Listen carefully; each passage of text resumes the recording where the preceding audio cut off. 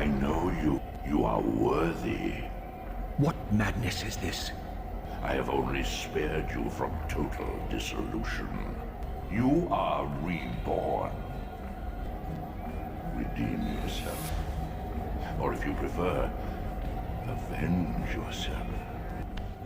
Become my soul reaver. My angel of death.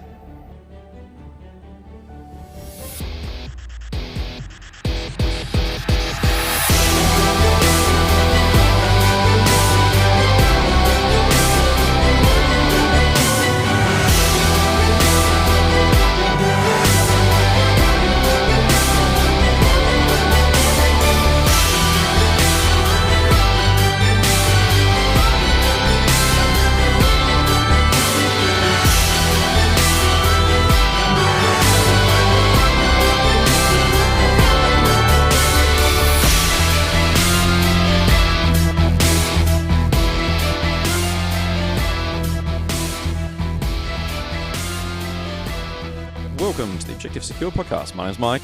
Hi, I'm Emma. This is episode 47, Soul Reaver. We're going to be talking... It makes me laugh every time you start it. Welcome. Yeah, well, I don't look at you anymore because I know you'll just crack up laughing. It's hilarious. I still crack up laughing. I know you do. You just do it quietly most of the time. Today you've got the giggles. Oh, dear me. So we're going to be covering more Inari stuff today because I took my Inari army to a tournament on the weekend at 1,850 points and won 3 out of my 4 games. And only lost to the guy who won generalship for the event, which is a nice... I can handle that as a loss. He's also a good friend of mine, so... That must make it harder. No, we take turns, but we'll talk about that in the main topic. We'll cover a few bits and pieces first, because we have some stuff to talk about that's been going on in the community at large. And then we'll get stuck into all things Inari for, I suppose, part 2 of the conversation from the last episode. So... Before we get too deeply into any of the, I suppose, all the fun stuff, we'd just like to wish our condolences to Jeff Robinson's family. Jeff was part of the Warhammer community team. He most recently was seen at the Las Vegas Open in 2019 as part of the Warhammer community streaming team. He was also an active player in tournaments around the world as well. Yeah, he won the Bay Area Open this year as well, just recently. So we'd just like to wish his family and friends our condolences, and sad to see a member of the community pass, regardless of where they might sit within that community. But Jeff was a well-known personality, and it's we're very sad to see him go. And if you have any... I know there's been people reaching out, wanting to know whether they can donate things, or he was very passionate about the SoCal Bulldog Rescue Charity. So if anyone's wanting to make any donations or do anything like that, there is a link to their Twitter account, which is just twitter.com/SoCal Bulldog, all one word. But you can also find that link on the Warhammer community page under Jeff's. There's a post there. Bulldog rescue groups here in Perth as well. There are. But that was what he was passionate about. So if you want... Bulldogs around the world need help. Yeah. I'm trying to remember, I think it's Sabre, which is the bully rescue one here, which is... Oh, that's terrible. I do so much with all of the different rescue groups. I can't remember which one the bully one is. But I can find it out and put it in the link if you want. Yeah. We'll try and share that. I'll make sure I share the link for the SoCal one as well. So, we'll move on to some lighter news now. We've had Ever Chosen come and go, or at least the store events have come and gone. Yeah, so congratulations to everyone who entered that. Like, it's a big deal to actually get an entry ready. It can be a lot of work depending on what you're trying to achieve. Yeah. And some of the photos I've seen online have been some amazing entries. There's been dioramas and stuff because they gave an open category, which was, I think, 12 inches cubed. In terms of volume, and there was a guy who managed to cram this big castle-y thing in, and I think he might have even gone past the 12 inches, to be perfectly honest. But oh no, they're normally quite strict with it. I know. Yeah, so I imagine if you went over the 12, then they would have been denied it. Yeah, definitely. But some fantastic stuff. Even with a cursory look on Facebook or social media at the moment, we know a number of. Don't mention names because we'll miss someone. Okay. And when we went through it, we could only think of 4 people that we've seen that it's come up where they've won their store categories. And if you mention some and don't mention others, then just don't mention anyone. But we have to congratulate the West Australians the West Australian participants who entered the event, and to the winners of each of the stores. Yes, well done. Maybe if I can find who actually won them, we'll try and have those in the show notes. But otherwise, once we can compile them, I'm sure we'll share them on the Facebook page. Yeah. So thank you very much to Games Workshop for hosting a worldwide painting competition. Have you seen the sword? No, I haven't. But I was just thinking for people who are getting ready to take photos of their models to go through to the next stage, a couple of little hints. Don't take a photo with a flash because that is hideous. And maybe we could organise something where we can do like a photo day. I don't know when it's got to be in. Oh, that's true. So we'll talk about that off air, and we might post something about that. Can I finish my tips? Yeah, sure. All right, thanks. You may proceed. All right, that's very kind of you. You're welcome. So don't go on. Don't use a promise flash. I'll stop. Shut up! Oh my goodness. Is this how annoying I am? Yes. Yeah. Don't use a flash, regardless of whether you're using a phone or a. Try not to use a phone.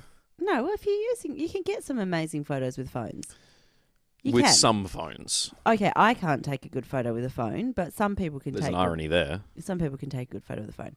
So, yeah, regardless of whether you're using DSLR or a phone, don't use your flash. I've said that about 6 times. You have. Don't use a flash. Unless you're going to use off-camera flashes and bounce flash and reflectors and that kind of thing. Natural light is what you're talking about. You reckon natural light with no flash?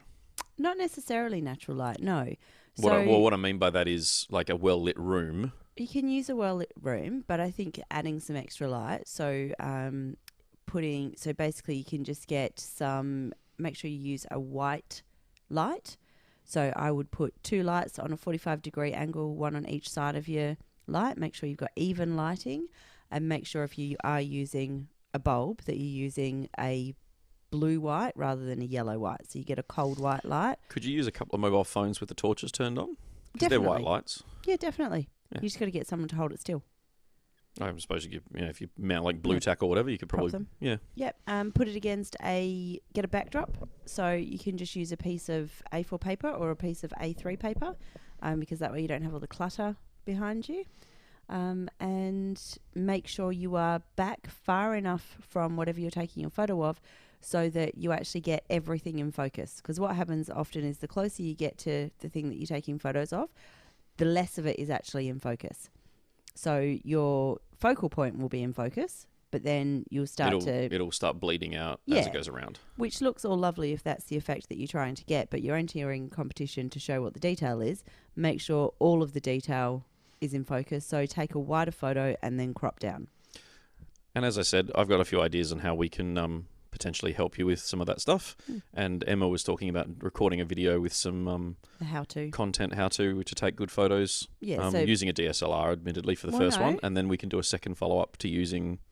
So what I did when we were at show, we'll just have a little argument because we didn't discuss this before we got on here. Fine. What I did when we were at show is I just did a little short, how to take photos of minis, and did it so that you could actually use a phone or a DSLR. It would be relatively easy for me to get that set up again and create that as a video rather than me standing there talking, to be able to then whack that up onto YouTube so people can have a look if they're not sure how to do it. Yeah, and that's all stuff that we picked up locally from like Kmart, and in terms of the lighting and those sorts of bits and pieces, it's all relatively cheap stuff you can buy. Yeah, you might even have it in your house. Yeah. Yep. So, yeah. Well, I can do it with how to use giant softboxes and things like that, but most people don't have softboxes lying around. However, you can pick up lamps from Kmart. Well, actually, IKEA ones are better. They're $15 each. Well, I think the ones we paid for were like 12, weren't they? Yeah, but I didn't end up using those because you need a white light, and I think it's an E14 bulb that goes into those ones, and you can only get the white light in the E27, so then you had to buy an adapter, and Amazon sells those, but I didn't have time to get them before show, so yeah. So go to IKEA. Moving on. Yeah, go to IKEA. They're $15 each. You can get LED lights, can't you? They're white. Well, no, actually, most of the ones that I could find because it's the small screw-in for the ones that you get from Kmart. No. I mean like the other lamps. We've got the LED white light ones that we used for the painting workshops. Yeah, but I didn't try those. I'm gonna Well, admit. we might have to include that in the Basically video. because They were being used for we were something else. using them. Yeah, that's a good point. Yeah, and I literally bought every single one of those that was available. We cleared out basically every Kmart south of the river. Yeah. We drove around. Was it? We? I did some. You did not. I did so. I was the one you sent back to Armidale twice. Oh, can you get me 2? Can you get me 2 more? Just go and buy them all. You so did not, but anyway, it doesn't matter. Anyway, what else have we got? So we've had Forge World release new FAQs for the nights. Yep. So they didn't release new nights. I'm sorry. Well, the FAQs for the nights. Yeah. These models they previewed earlier in the year, and they've only had 30k rules up until now. Mm-hmm. So they released 40k ones for 2 modified Armigers and a what was the big one called? I can't even remember the name of the damn thing now. Okay, well, while you're thinking of the big night, what's happening with 30k? Have they actually done anything around changing that to 8 their rules? No, they haven't. Because last I heard, that was going to happen, and then obviously with Alan Blythe, and then they waited, and then it was going to happen really recently. But I didn't hear anything else. Nothing's happened. All right. Okay. It's the new Acastus Knight. So it's got a pair of big conversion beamer guns and Volkite things and missile racks and all the rest of it. There've been no rules for that for 40k. They've released those, and they've also released the rules for the Armiger.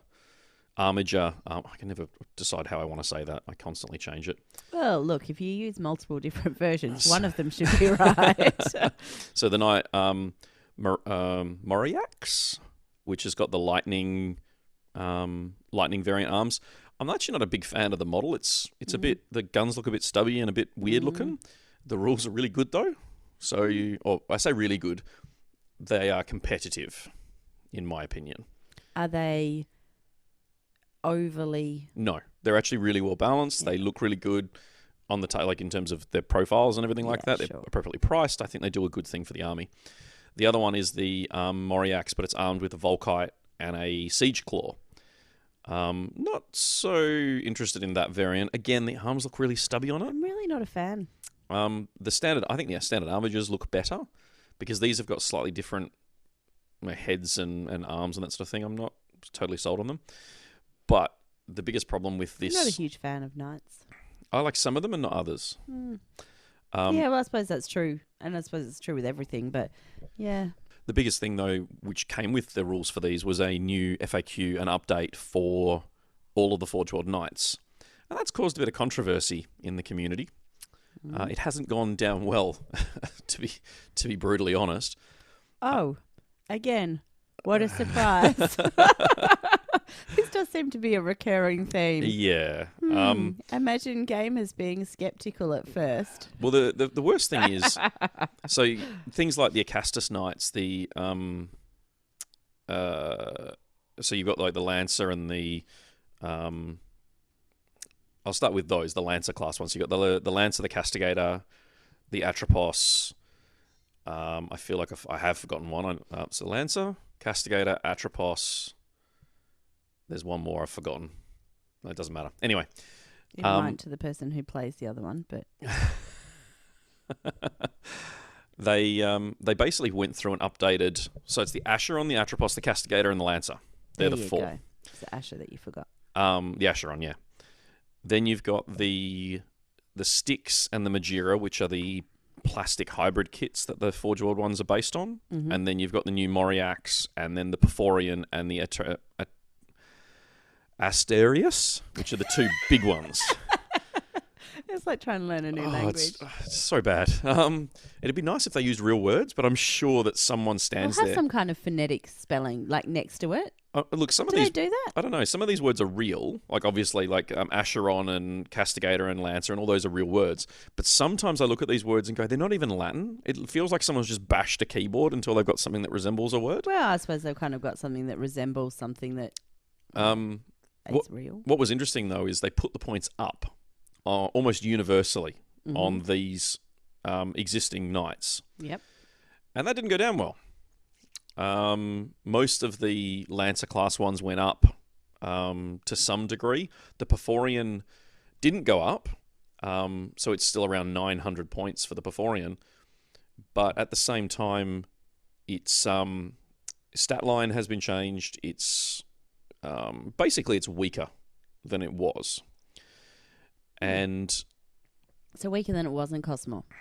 It costs the same.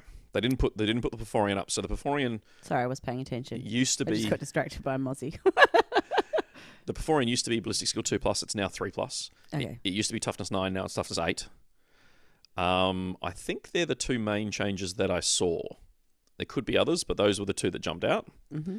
And they left it at 900 points. And a bunch of people went, oh, this is, it's a waste of time taking it. So the response that I have to that is more around comparing what it sits, how it sits within the range of knights, because they put the plastic Castellan up. The Castellan now sits at about 700 points. So this is 200 points more expensive than that. It has more wounds.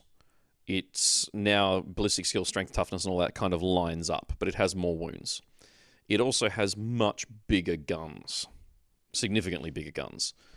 So it puts out more shots with a better profile, with more damage. It is probably a touch overpriced, but it's not significantly so.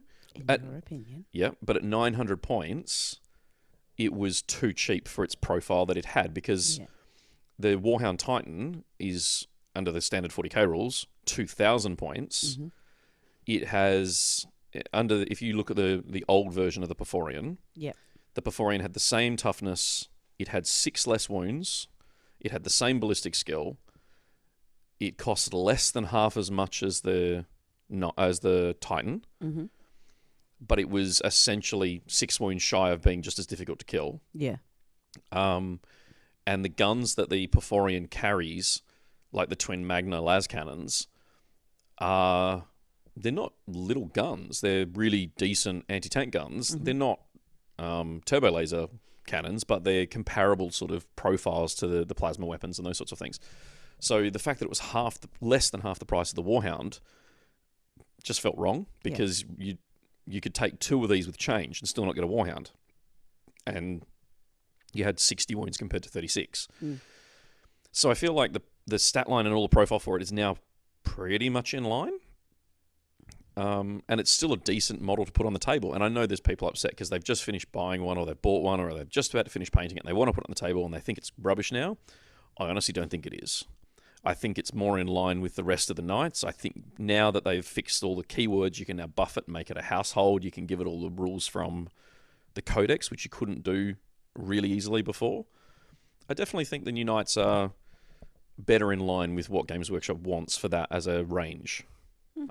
Because until they did this, you would never take a Castellan now at 700 points. You'd just spend the extra 200 and take the super powerful Porphyrion. Yeah. Now, if you want a big knight, there's actually a valid decision to be made. And the super competitive players, we're never going to pick either. So it's only going to be relevant for those guys who go, I really love this model. I want to put it on the table. I don't care. Yeah. So I really like them. I genuinely think the new knights are going to add some interesting stuff to the game. And I'm hoping we see them locally. Moving on, Warcry has come out. Yes. And we've already got previews of some of the next releases for Warcry, which we've seen all the models already. It's just that they've now been given dates for release and that sort of thing. Yep. We haven't had a chance to play it yet.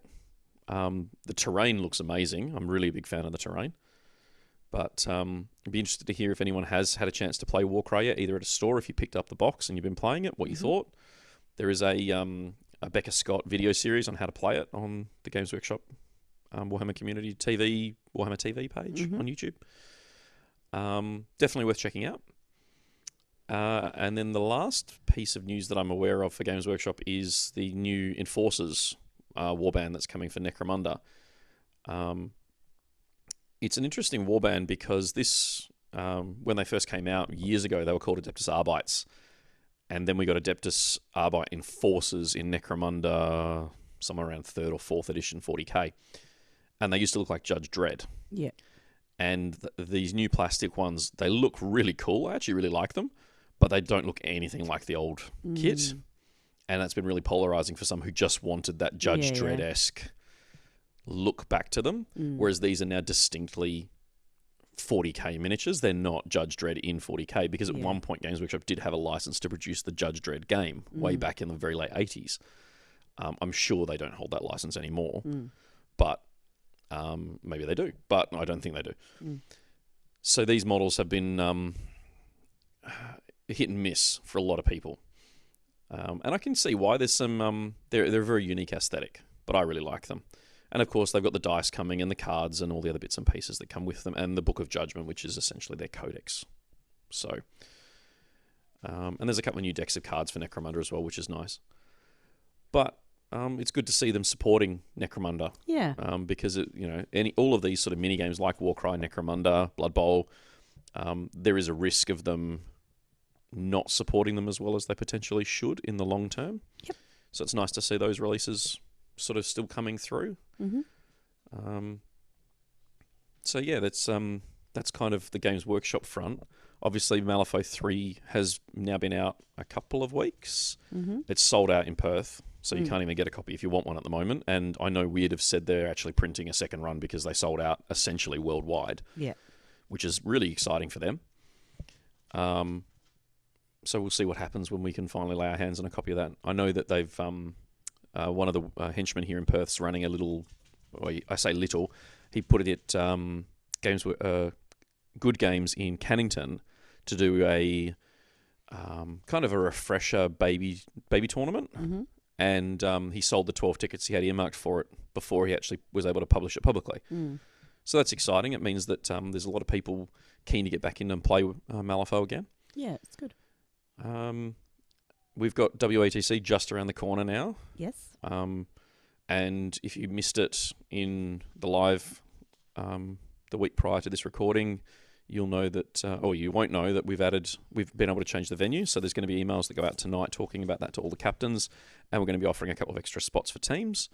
So we should end up 90 to 100 players, depending on whether we can get the 4 teams or the or just two. So I know one of the teams has already paid. As soon as we announced it on Wednesday night, I got a PayPal transaction from one of the captains.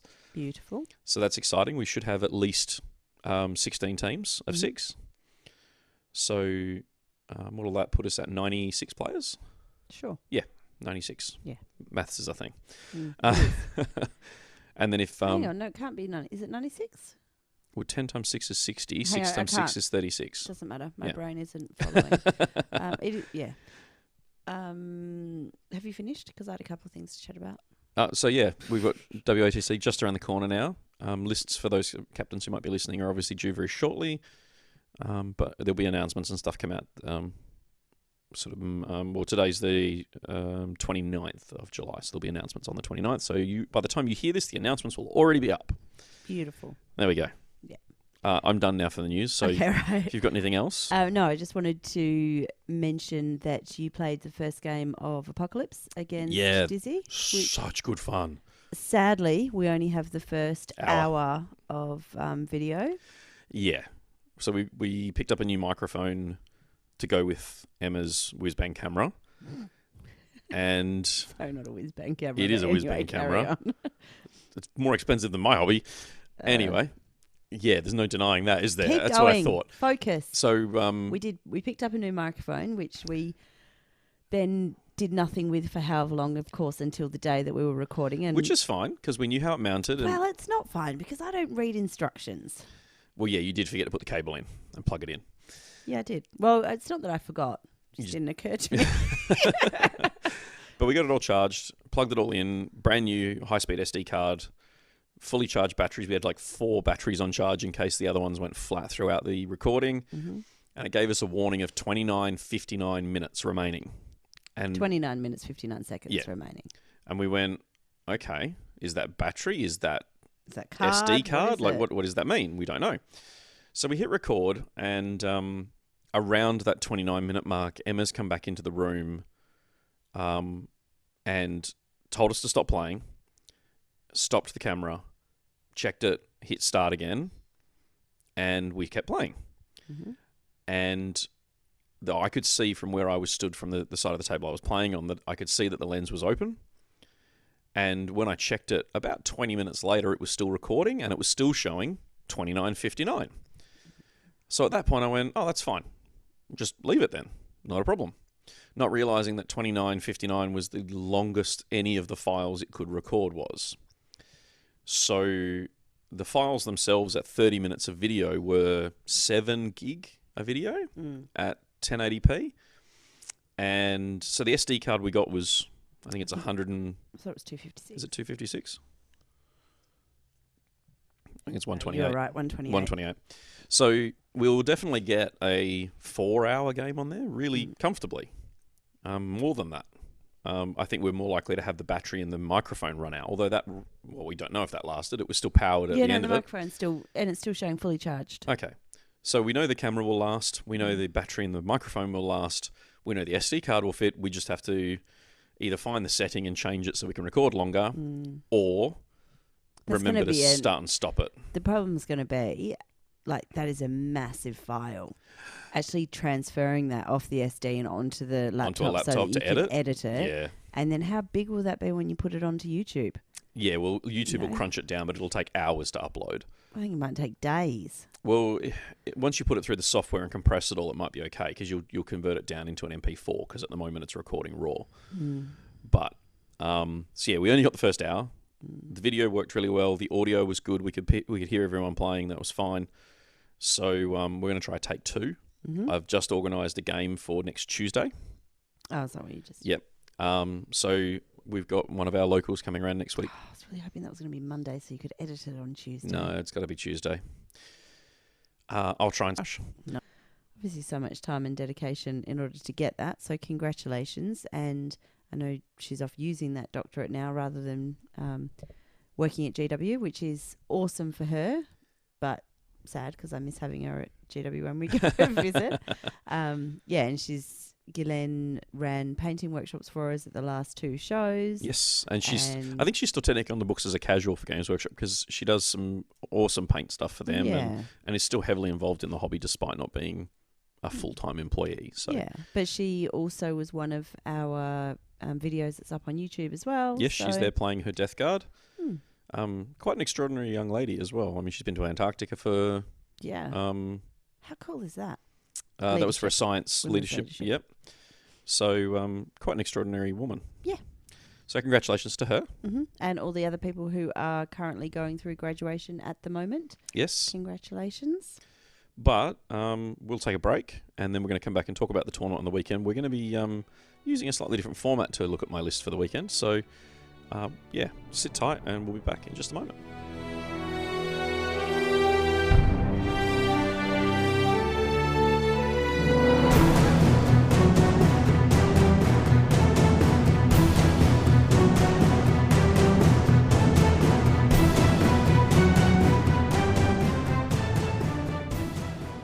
Right, so we covered off lots of stuff. A really fast cover of the Inari army from the previous episode. And then you, towards the end of that episode, said I should actually take them to a tournament since there was one in between that recording and this one. So I did that. And I won 3 of my 4 games, which I was very happy with. Finished 6th overall. Well, you would have preferred a top 3, would you? Yeah, you were lucky I let you in. I thought I did pretty well, 3 out of 4. We lost to Dave. Well, Dave was only one of 2 players to go for 4 and he won Best General. So losing that, and it was that game was one that I knew I was going to lose. So, but we thought, or rather I thought, because I'm the one who comes up with these things. Sometimes. I thought it might be cool to go through the tabletop tournament prep guide and cover off in an abridged fashion because we don't have all night. No, it took us 10 hours to do it. We've still got one more episode for that to record for the Patrons podcast. 10 hours, I think. It will be. To cover off some of the parts of this that I did to prep this army and talk about some of the successes and failures of that particular army list and where it goes from here.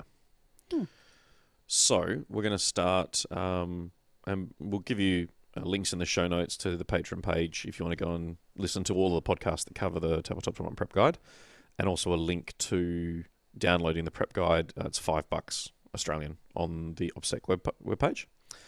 However, for those who might have seen this document already, we have sold a few copies of it, and our patrons will have copies of it as well. The prep guide's basically a 50-page document that talks about how to prep for a tournament. The clue was in the title, wasn't it? So it starts off... well, actually, why don't you start the front end of it with each of the questions, and then I'll answer them. Okay. So... we'll have to wait a moment while I find the questions. Well, it starts with the goal. Yeah. So... and... Yeah, we've done goal setting quite a few times because it is something that I'm obviously passionate about.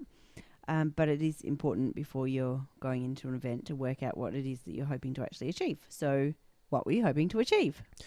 Well, there were two things. Mm-hmm. First was getting it painted and actually being able to... Well, I suppose three things at that point. I bought the Inari box of the Triumvirate when they came out at the end of 7th edition. Yeah. And I now have 2 of the 3 of them painted because the 2 of the 3 went in the army list. So... the first goal was obviously to get them painted so I could start using them in games. And I now have 2 of them, 3 of them painted. The Incarn still sits here unpainted, but that's, not... fairly standard. Thanks. Yeah. You're not alone in that. The second goal was a 50% win rate for the event. I kind of set that as my minimum expectation for the generalship side of things for every tournament I go to. I want to win 2 out of 4, 2 out of 3. I want to win more than I lose.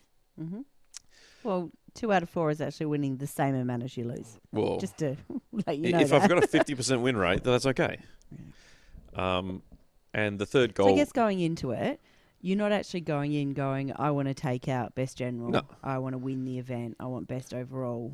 It's very rare an event I ever actually go with that mindset these days. And I don't ever remember doing it actively, even in the early days of tournaments. I certainly think I was. I certainly think I competed for more. the third skulls when you wanted to get the 3 in a row, and even for the third WATC, you wanted the 3 in a row. That's true, but it's certainly not the common thing I go to tournaments for anymore. No. The third part though was to actually get some table experience with the Inari, see whether my theories held up from reading the index, and then come away with some practical applications on what I can do to change the army to make it better. Okay, so a couple of things there. You should never change an army based only on one result. No. I guess you had 4 results to be looking at. I can't remember what the other things were. Yeah, no idea. So those were the goals. And I achieved all those goals, but we can get to that at the end. Yeah. Definitely. So how did the Players Pack help you in getting ready for the event? So the Players Pack was written by Mitch, who's the Games Workshop Fremantle store manager here in Western Australia. And it was written by him because he was running the event? He was, yes. He's helped us, particularly in the early days of tournaments, collaborate in writing stuff. And to this day, he still gets copies of the Players Packs when I've got new stuff that I'm exploring and trying to test out to see if there's any holes in it. So he's fairly experienced in that regard. And he did the same with this pack for me, which is the reason why I was able to take Inari, because this event was a mono faction build, so you could only take 1 codex. And the first thing Mike asked was, how do I take Inari? Which is multiple codexes. And he could easily have just said, you can't. But that also then rules out a faction, essentially. So he said, okay, cool. As long as everything's Inari, as in I can't take it's pretty common to see a Drakari detachment plus a Craftworld detachment plus an Inari detachment. He said, as long as all of them are Inari, I can then take Craftworld or Drakari and Harlequins all in the same army, but every one of them had to be Inari as well, which actually gets a bit complicated with the build. So that was the first thing. So I guess that was with the 4 selection. Yep. Based on the requirements that are written up in the Players Pack. Yes. And it's important to know that prior to going into building and painting your army. Because, absolutely.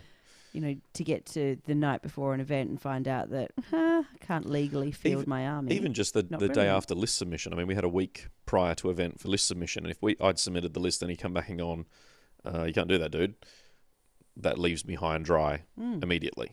Yeah, because then you've got a week to rewrite and... And even then, I mean, even if he'd done that to me, you've got to essentially. I submitted that list about 6 hours out from the deadline. Of course you did.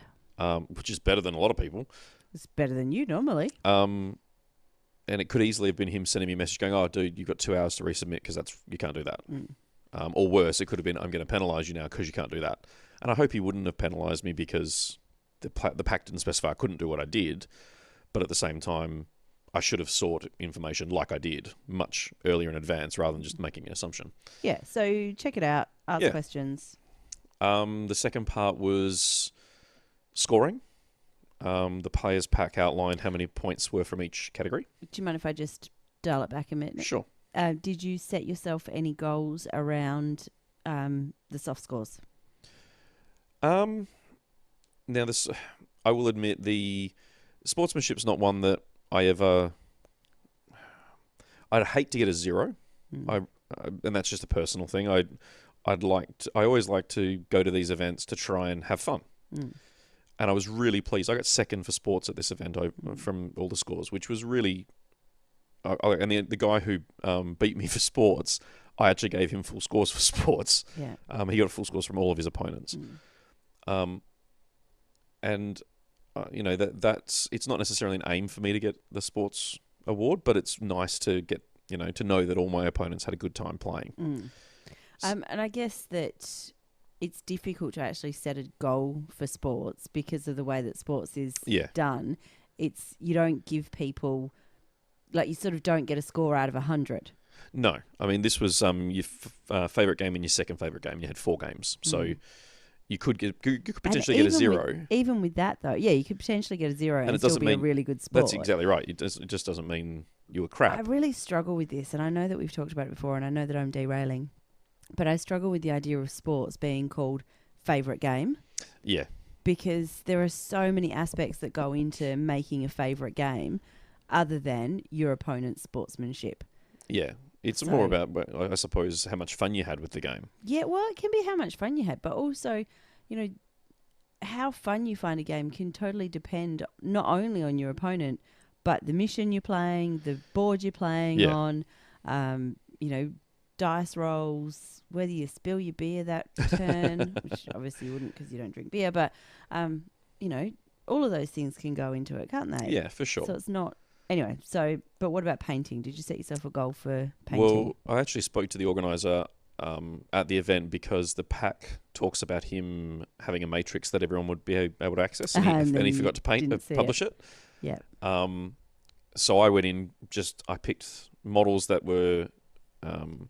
my Ulthway army's been painted a little while. That was on the cards at one point there. I decided to take the Harlequins in the end with a small section of Craftworld.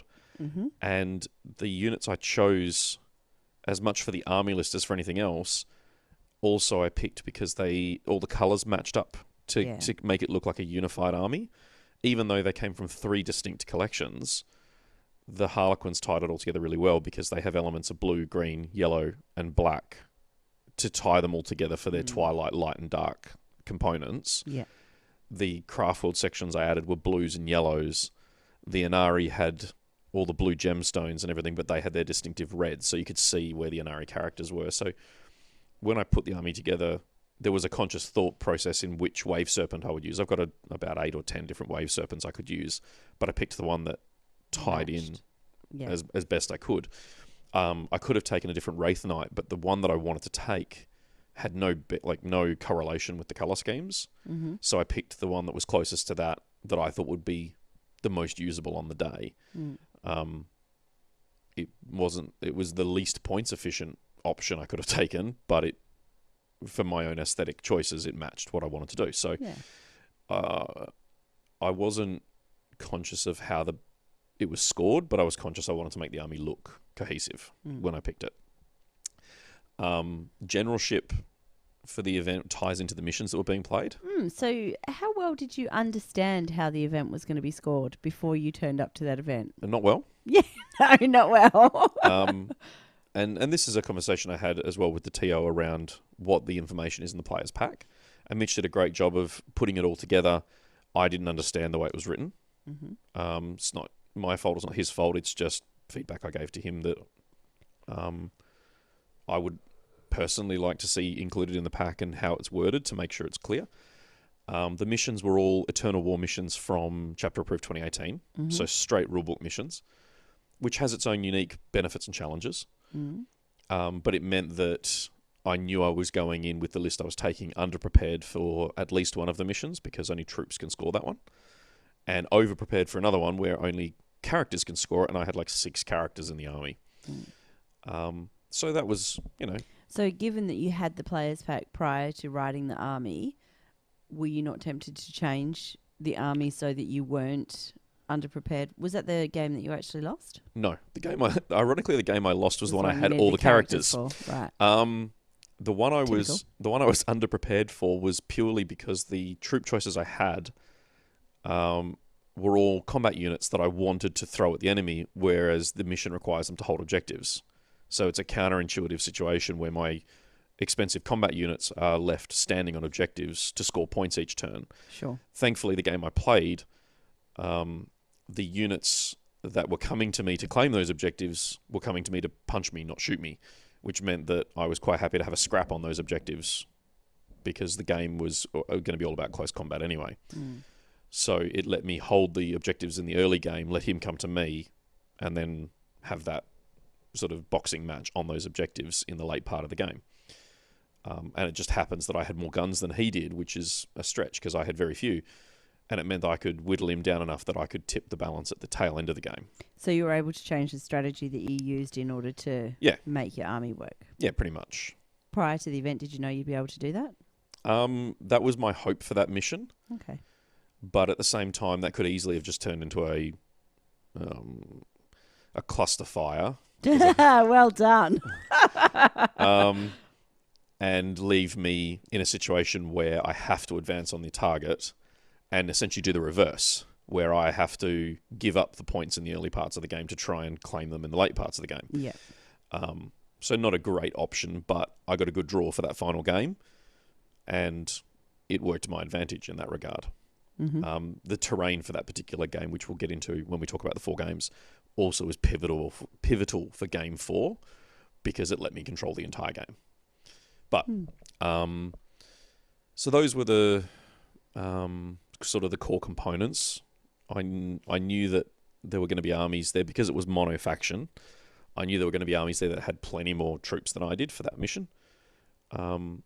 But I also knew that Mitch shares our philosophy on terrain in terms of volume and quantity, so I was expecting decent coverage on all the boards. Some of the boards were like the terrain sets were ours, and he picked the ones that were quite heavy to begin with, which was advantageous as well for me. But it was scored differently to how we score most of our events. So he was still using the sliding scale a la the ETC format. It was a slightly modified scale, but it was still essentially a 20-0 different. It worked on your victory point differential, and then you looked at the differential on a sliding scale, and it gave your score 0 to 20. What it meant, though, is he was, rather than doing it on win-loss, he was doing it on battle points. Yeah. So even though I won 3 of my 4 games, I think I finished 19th or 20th out of the 40 players for battle points because the games I won, there was like an 11-9, a 12-8, and a 15-5. So I think I scored 38 out of a possible 80 points. Whereas if somebody else scored... But there were 10 people above me who only won 2 of their 4 games. Yeah, but if you get a 20-0 win for one of those 2... Exactly. Gives you a nice boost. So, yeah, my win-loss would have seen me finish top 10, but my battle points didn't. So it's important to understand that when you're going into the event, and hopefully the players pack is clear in that regard. It is, particularly if you're, if you're setting your goal that you want to finish in the top 25% or the top, you need to know how is that top 25% actually defined. Yeah, absolutely. And because that can change how you actually play the game as well. Oh, absolutely. I mean, the fact that I finished 6th overall is great because my painting score was probably about where I was hoping it was going to be. And my sportsmanship I was really blown away. That was really nice to see. And they certainly pushed my results up significantly because, like I've just said, my battle points were below average. So that was, I was really happy to have the overall result kind of reflect to the day better, even if the actual generalship score, like the battle points component of my score, wasn't as high as it, I would have maybe liked. Like if I'd finished with my battle points in the 50s, I probably would have been happier with 3 wins and 50 something. Yeah. So to finish with only I think it was 38 or 39, something like that, battle points, was a bit, disappointed in myself more than anything, I guess. It's... I think that's probably the biggest thing I'd take away is that the players' packs need to be clear on how that, whether you're doing win-loss or battle points for that, because the players' pack wasn't necessarily clear, and that's just feedback I've already given to Mitch. He and I are good friends, and he took that on board. So,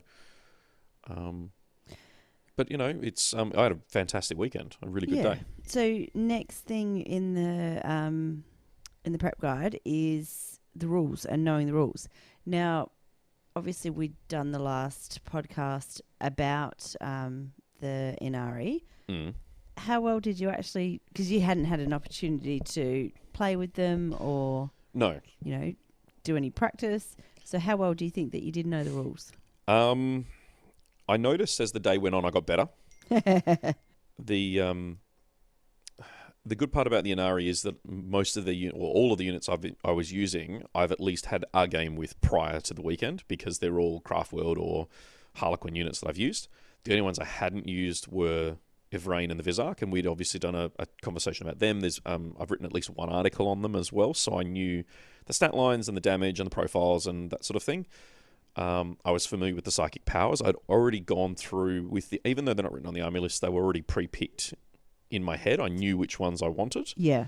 And they didn't change the whole weekend. The relics, the Hungering Blade went on my Autarch, and that was a staple for the whole weekend again, because I knew that was my weapon of choice.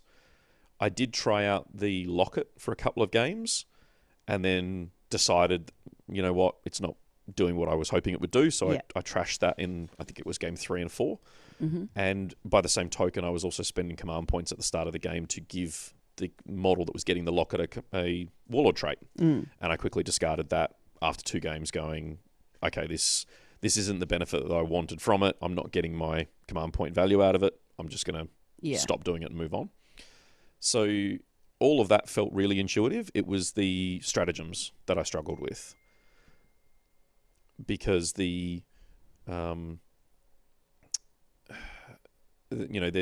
think it was only 16, stratagems, or 18 stratagems in the White Dwarf, and there's a couple of duplicates which I knew, things like lightning reflexes and the common Eldar ones. Yeah.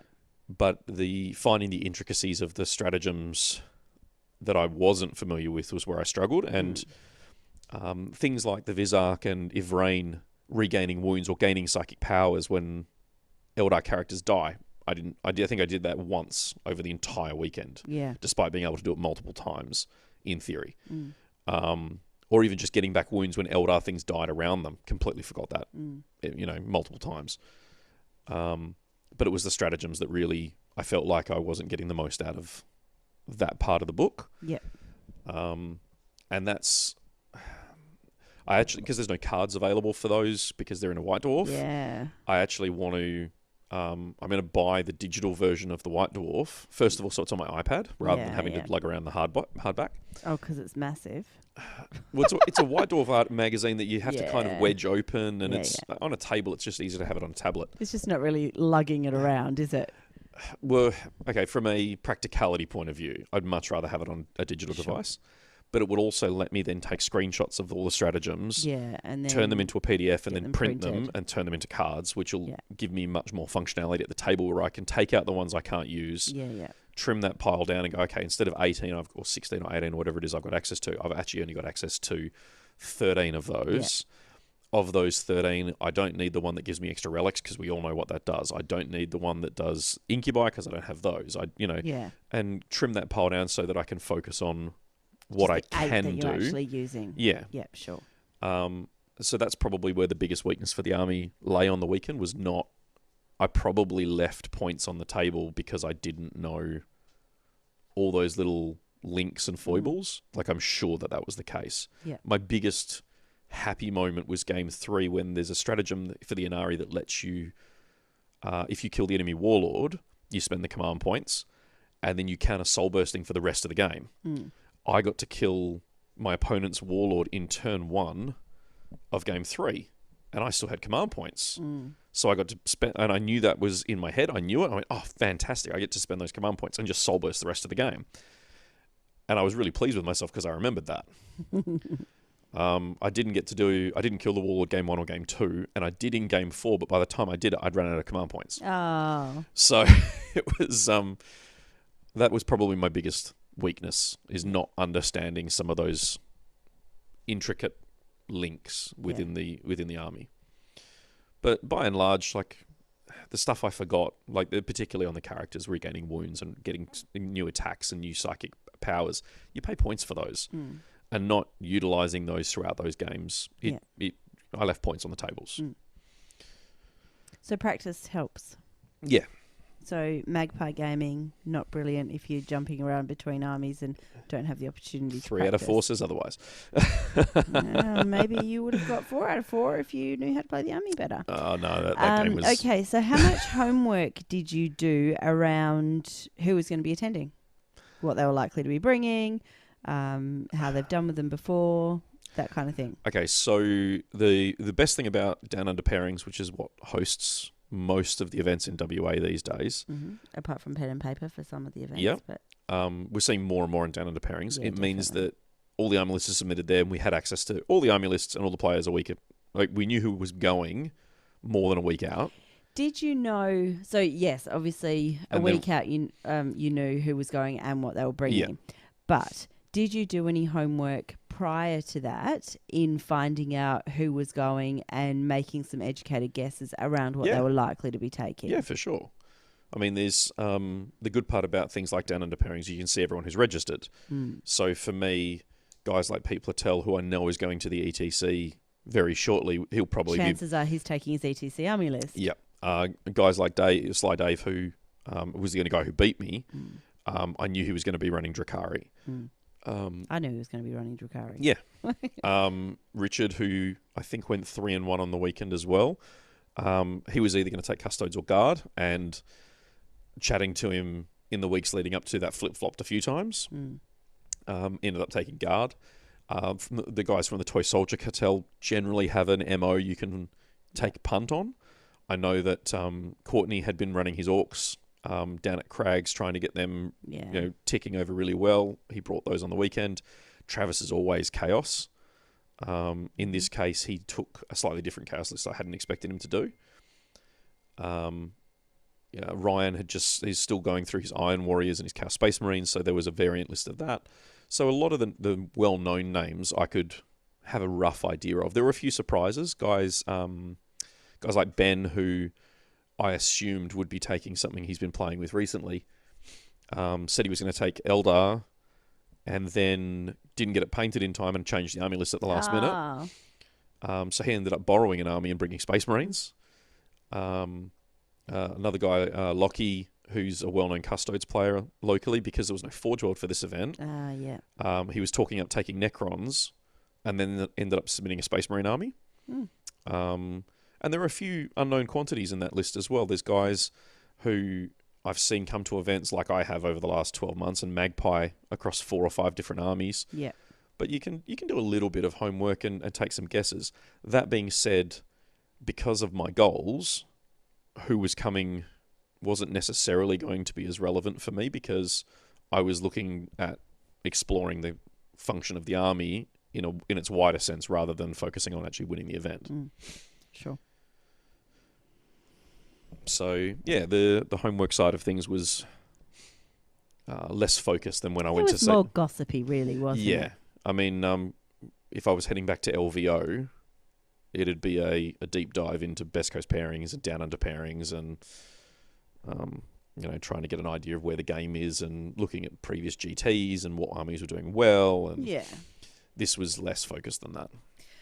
So, you'd obviously worked out what you wanted to take for the army, and you submitted your list. Well, I guess prior to submitting the list, how much of it needed painting? Well, I thought it was 2 models. Well. I thought it was 2 models. It turned out to be 3. Oh, that's not too bad. I knew that the 2 Anari characters, if You were banging out heaps of models. What were you painting? When? In the lead up to the event. I thought you were getting ready. I was painting 3 models. 3 highly... that's 4 if you count the cat.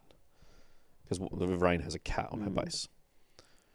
And I rebased a squad because they didn't match because they were from 3rd edition, early 2000s, and Goblin Green bases. All right, so 2 models went to 3, which is now 4. It turns out. Well, the cat still counts. It still needed painting. Well, I could have left her off the base. The cat didn't need to go on the base, but okay, so 4 things needed painting. Did you?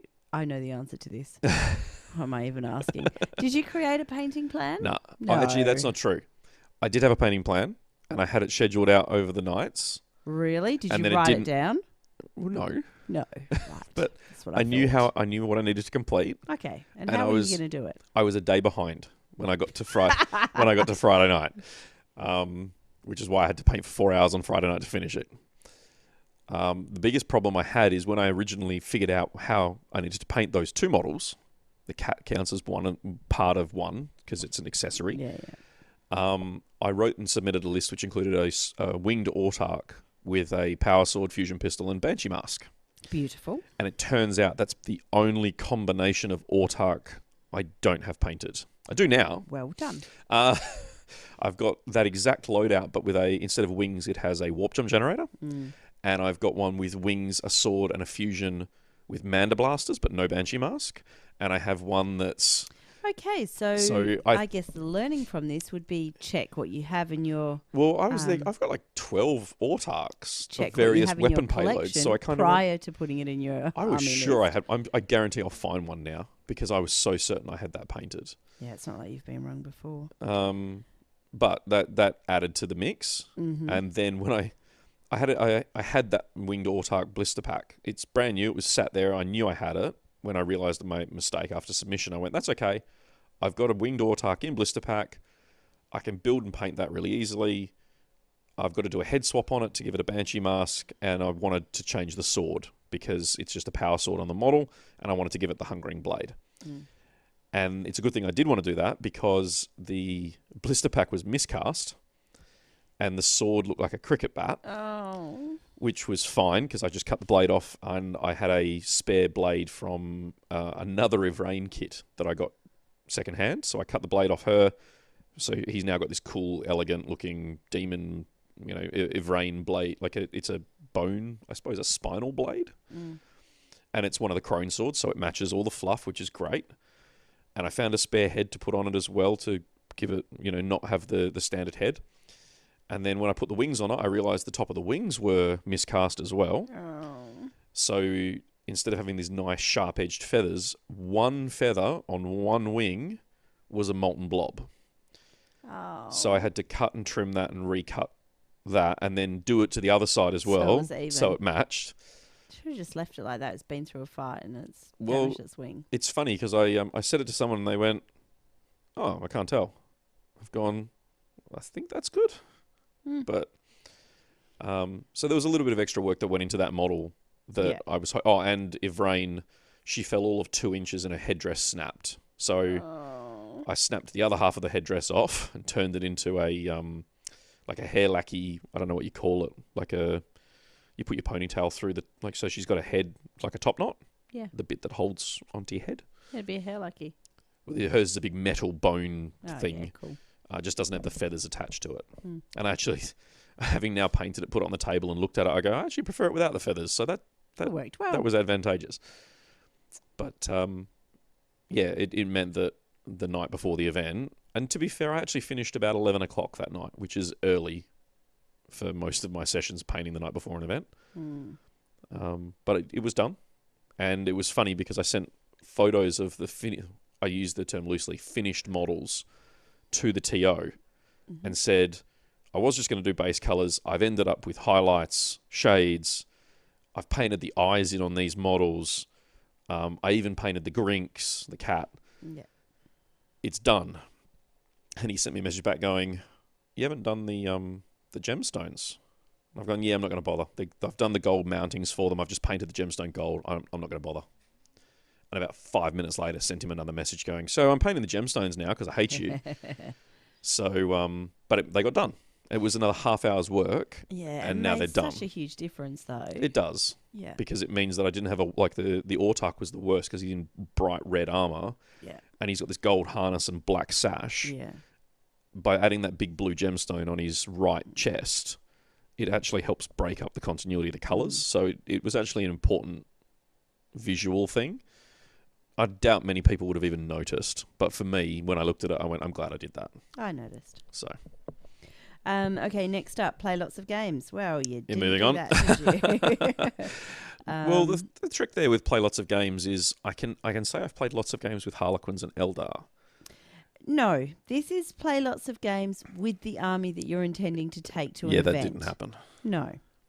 So the idea is you play lots of games, you play against a whole heap of different armies, you're then able to go and based on multiple results, you're able to look at what units work well, what don't work well, what needs to be changed, or you can wing it. Winging it. I think the reason I could wing it is because I had experience with these units and things in a different context. So I knew roughly what I was dealing with. But it's like I said earlier, it would have helped if I'd known some of the idiosyncrasies within the army as opposed to having to run actually practiced. Yeah, well, I'm waiting for you to get to this one I've got on my screen at the moment. Okay. I was actually going to shoot on past the how did you pack your army? How did you pack your army, darling? At 11 o'clock the night before the event, I went, I don't know how I'm going to get this to the tournament. Oh, my God. Because I don't have a carry case because it's a combination of multiple armies. Don't have one that fits all this stuff. That's interesting. So at 11 o'clock on Friday night, I was out in the dungeon pulling models out of another carry case to get the most generic case I have to put all the infantry in that case to then try and find like a plastic tub, like a small plastic tub. Oh, my goodness. Were you back at Tupperware and tissues? No tissues. But there was Tupperware involved to get the Wraith Knight and the vehicles. So you didn't pack it with anything? No. Oh, goodness. Not at all. I totally would have packed it with tissues. I've come to the conclusion over the last few years, in particular with the models I was taking, the Harlequin vehicles, for example, are undercoated, painted. Then they were airbrushed with the Harlequin colours, but before that they had to be gloss varnished. So they were undercoated, painted, varnished, panel lined, and then matte varnished at the end of it all. They've got so many layers of varnish on them, they're not going anywhere. And to this day, there's still not a mark on them. The Wraith Knight, he basically sat on the seat beside me in the front of the car. And the only model that did get damaged was the Wave Serpent. And the only reason the Wave Serpent got damaged is in Game 4, I managed to knock it off of the top of a piece of a terrain 9 inches tall. And the yellow paint got chipped. And that paint job's from 6th edition, 2011, something like that. Yeah. 2013, I think it will have been. And obviously the varnish it's been used and handled and all the rest of it. So, it needs a little bit of touch up, but look, if I were going to travel any significant distance, I mean, this was 40 minutes in the car beside me, smooth roads, all the rest of it. I was pretty confident it wasn't going to be an issue. If I was having to travel, say we're going to Albany or obviously anywhere interstate, it'd probably need to be packed with, at the very least, I've got some spare foam chunks from Pluck Foam that I would have packed in around it. Well, I guess if you were going over gravel roads, things like that. So this wasn't ideal, but at 11 o'clock that night, I just wanted to go to bed. So I just found a method that was going to get me there and back again. Yeah, because you're old now. Okay, so zooming all the way through, digital versus hardback. What did you end up doing? Mostly digital. Did you have the hardback in the car? Well, the only thing that came into the tournament with me was the hardback, the White Dwarf for the Inari rules. Everything else was digital. And it was funny because... It's not really a hardback, is it? It should What's be a a physical copy. Yeah. It's funny because game 1, I made a comment. My opponent and I were kind of going over it. He wasn't necessarily familiar with all of the Eldar. Mm-hmm. And I was on my phone because I've got a new iPad and it hasn't synced the iBooks there, so I haven't got any of my PDFs on my iPad. Yeah, frustrating. So in the lunch break, I'm there with trying to sync it over Wi-Fi to get what I needed for the rest of the day. But I had it on my phone, so that was fine. So I still had the digitals on my phone. And I said to him, I was actually thinking about bringing the hardbacks for today just to make it easier for myself. Yeah. And then didn't, because I went, that's 2 more books to pack. It looks like it's going to rain outside. I can't be bothered messing with it. I've got a digital in 2 versions. I don't need that. And then I only had it in one place, which was, then I was there going, well, I want to stream. Trying to read it on a tiny little screen. But also because I wanted to stream parts of the day, and I'm going, I've only got so much battery. Yeah. I need to have it for the games. It's more important for the games than it is to stream stuff with at the moment. So Did you have a power pack? No, that was flat. It was in the case, but because I'd used it at the last event, I'd been using it for show. I haven't charged it since, so it was flat. So beautifully prepared there. Yeah. Okay. So yeah, a mix of the two. So you managed to go to sleep before 11 o'clock. Yeah, it was probably 11:30 when I went to bed. And you Got up at 7. beautifully set an alarm that you then ignored and waited till I woke you up. So my alarm worked brilliantly. Oh my God. Still annoyed about that. Did you avoid alcohol the night before? Yes. Awesome. Checklist for the day. It was your army was packed and ready for transport. It was the night before, yes. You had the copies of the rule books, FAQs, and players pack. All digital, but yes. Did you have at least 2 copies of your army list? No.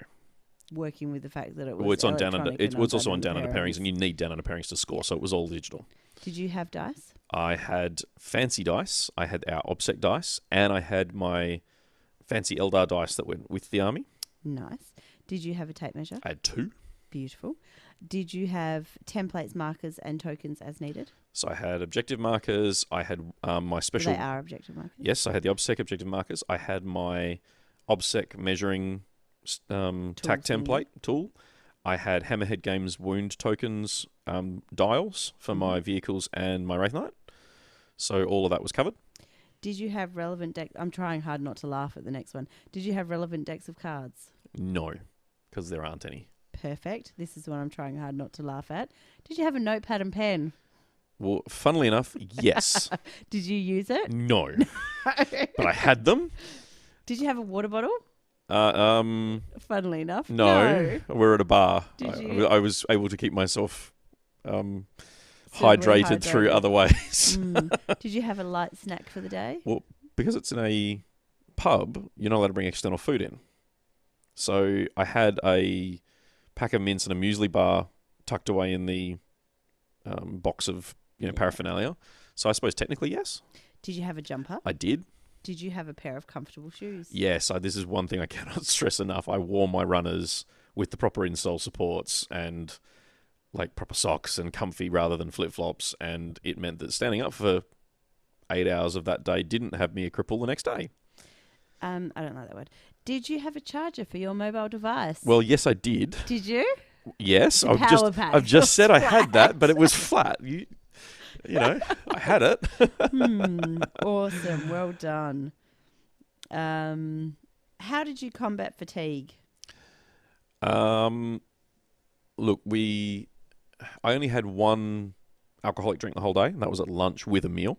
There was water in the room, which was really handy because it meant that you could keep yourself hydrated and whatnot. Yeah.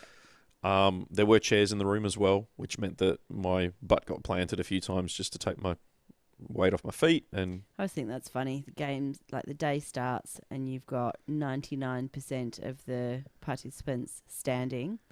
By midway through game 2, you've probably got 50% sitting.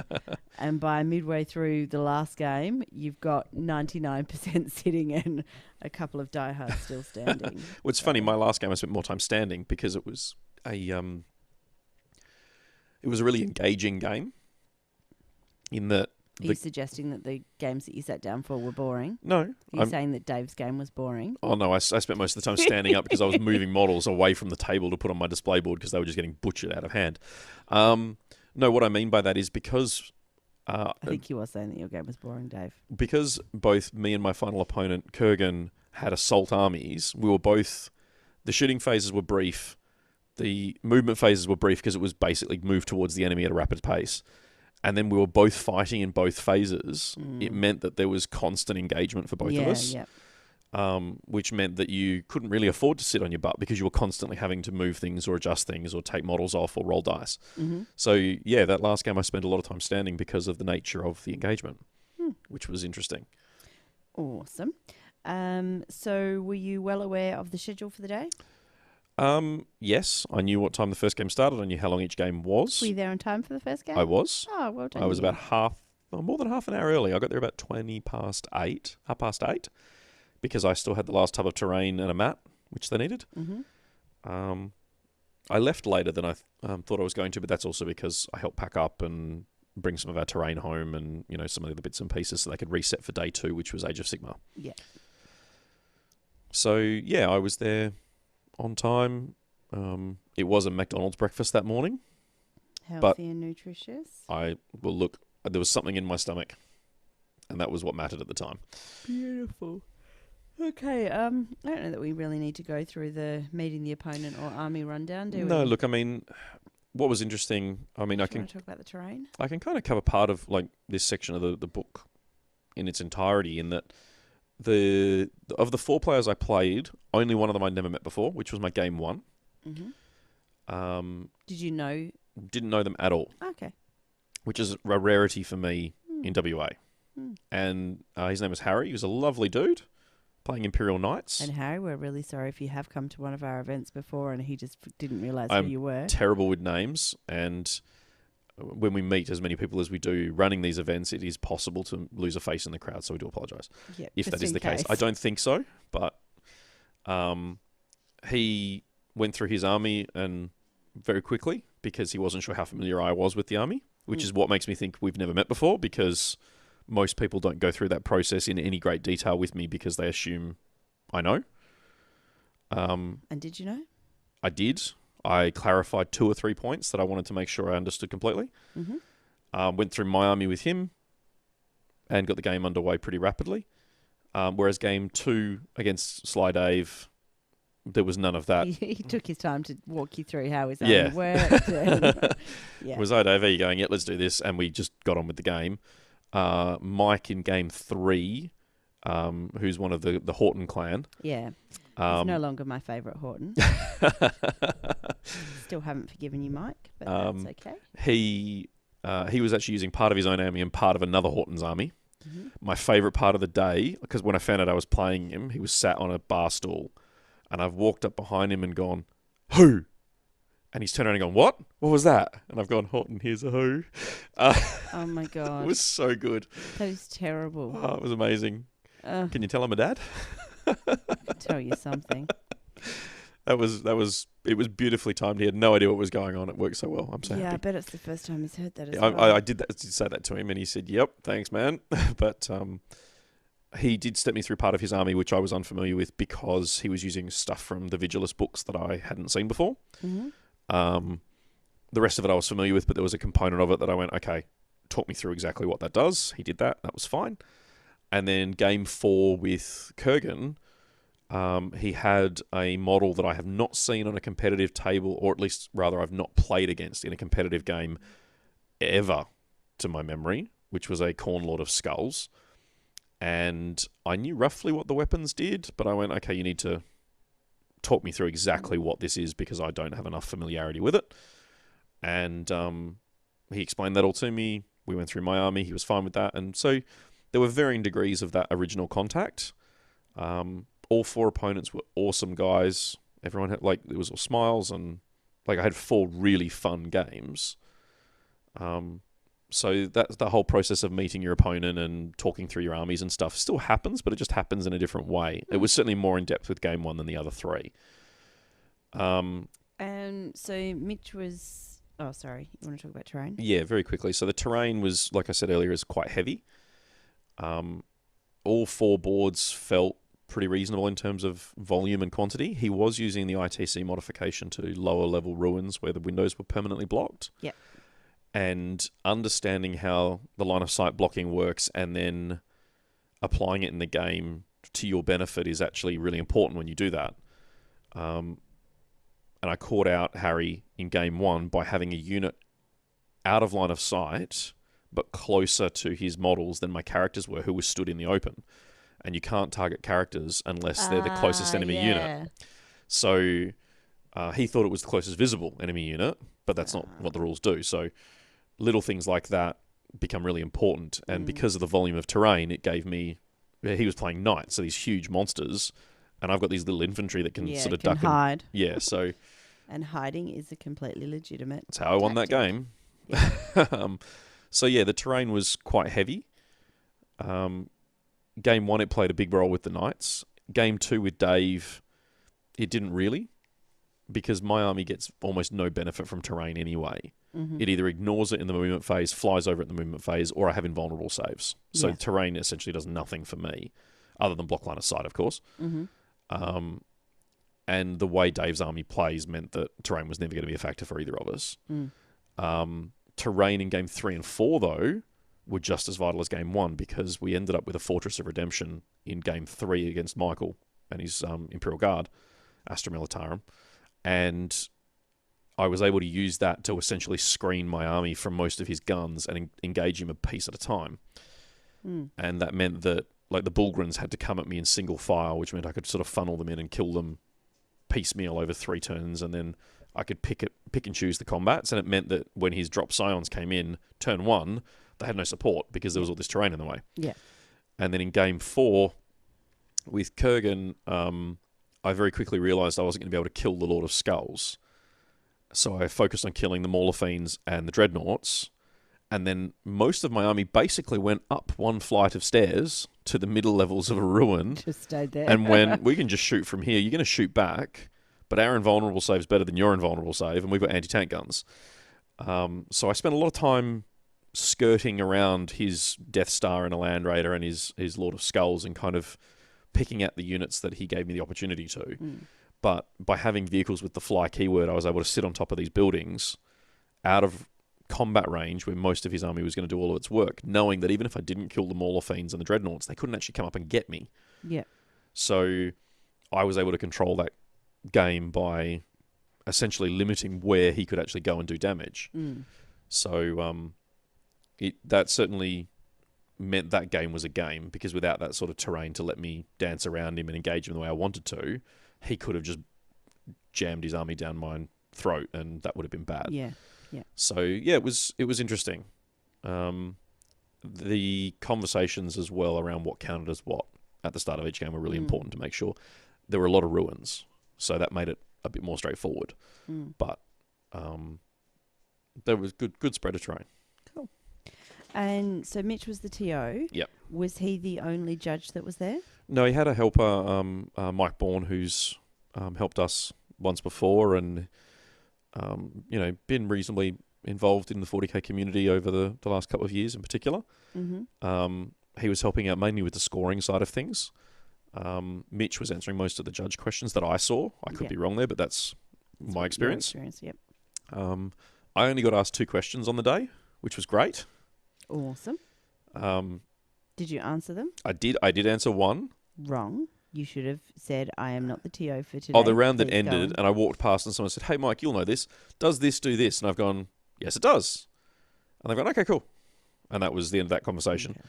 The other one was, Mike Bourne actually called me over to the table, and he was talking to 2 of the players and said, can you answer this? And I went, yeah, okay. And he asked me the question, and I said, yep, that's correct.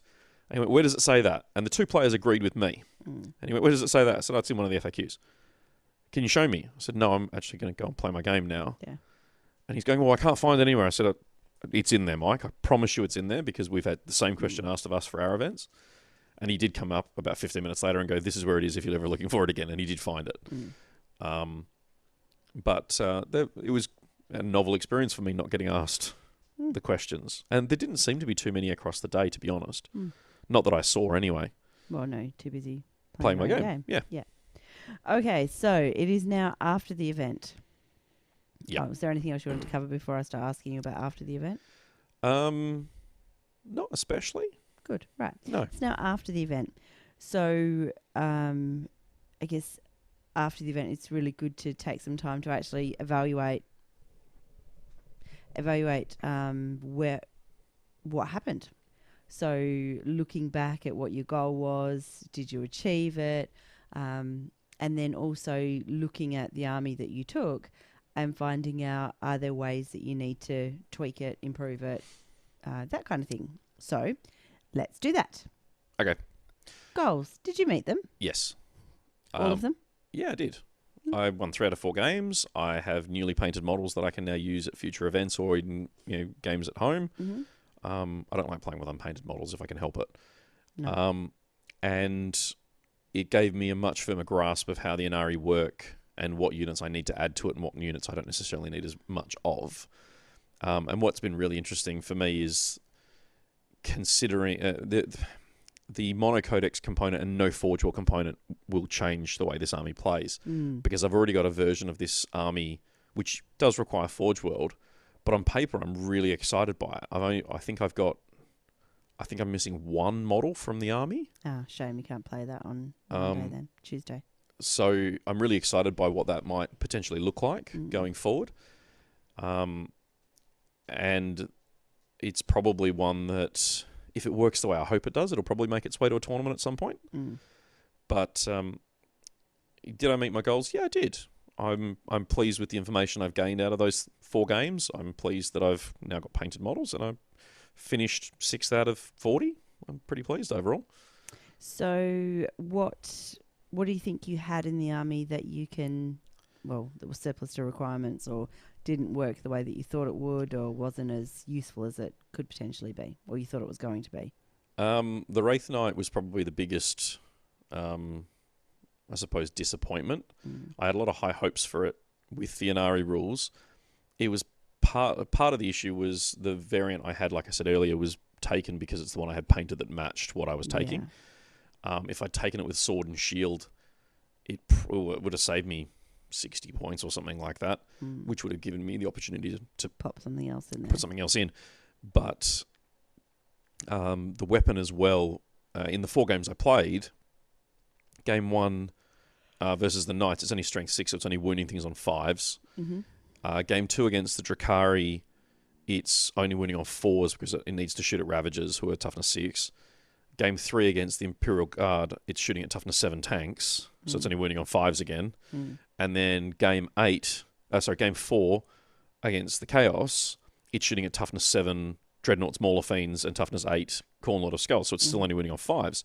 So the gun, the way it's loaded out is to kill infantry, and it was just so surplus to requirements for the rest of the army, which killed infantry really well. That said, the Wraith Knight did something that I was talking to someone about after game 3, because it died turn 2 in game 1, having done 3 wounds to something at range, and then it got 1 round of attacks off before it died in combat. Game 2, it died turn 2, and game 3, it died turn 1. And at the end of that third game, he said to me, it's a bit crap. And I went, yeah, but it did something my army couldn't do. And he said, what's that? I said, it took 1,850 points of shooting to the face, and you didn't shoot at anything else. And he said, well, yeah, but you could have put other things in. I said, yeah, but if I'd put other things in instead of the Wraith Knight, those 412 points would get me a unit and a tank, or maybe a unit and a pair of tanks, depending on what you do.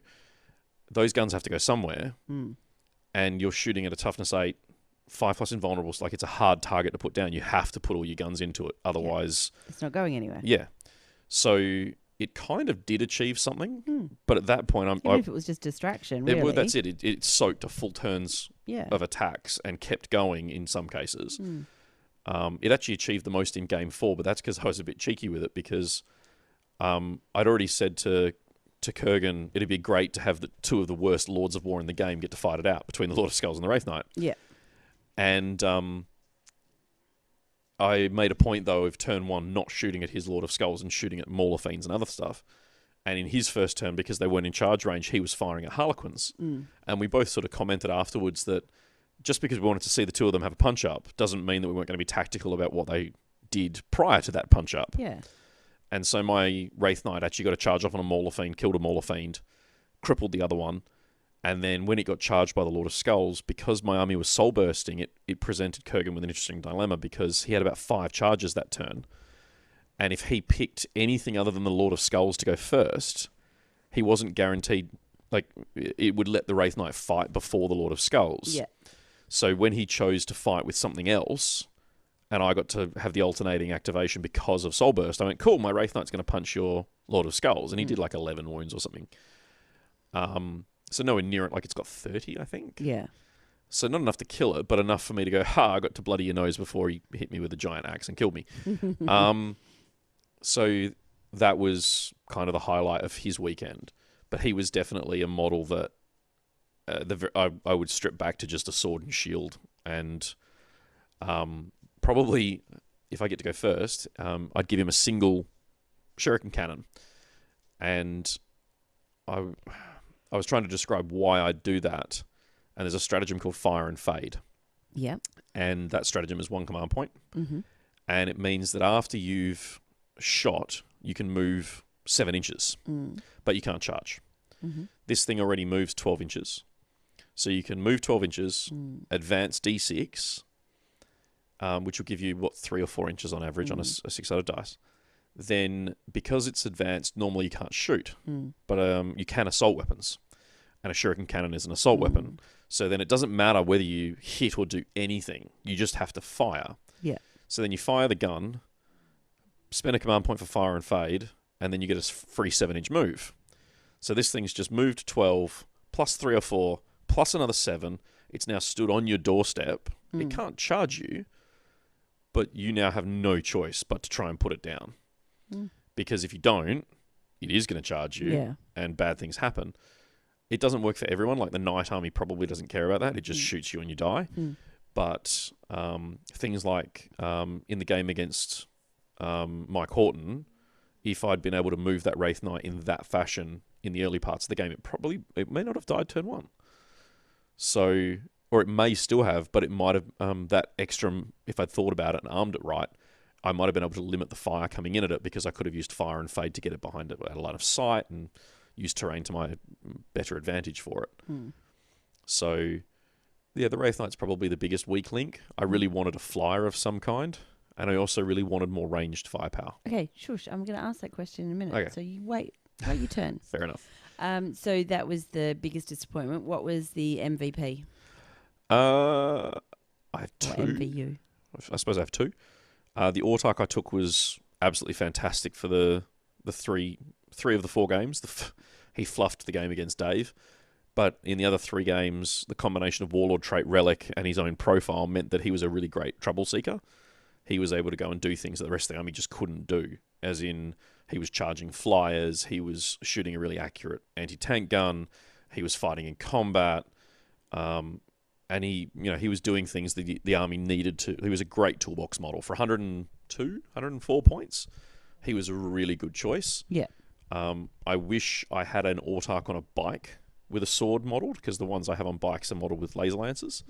If I had I would have taken it on a bike, because the bike gives him an extra wound and an extra point of toughness, and he keeps all the other benefits. He's a little bit more expensive, but with the change to the Wraith Knight, that obviously becomes possible to do, and that would have made him even better. But as it stands, he was really solid.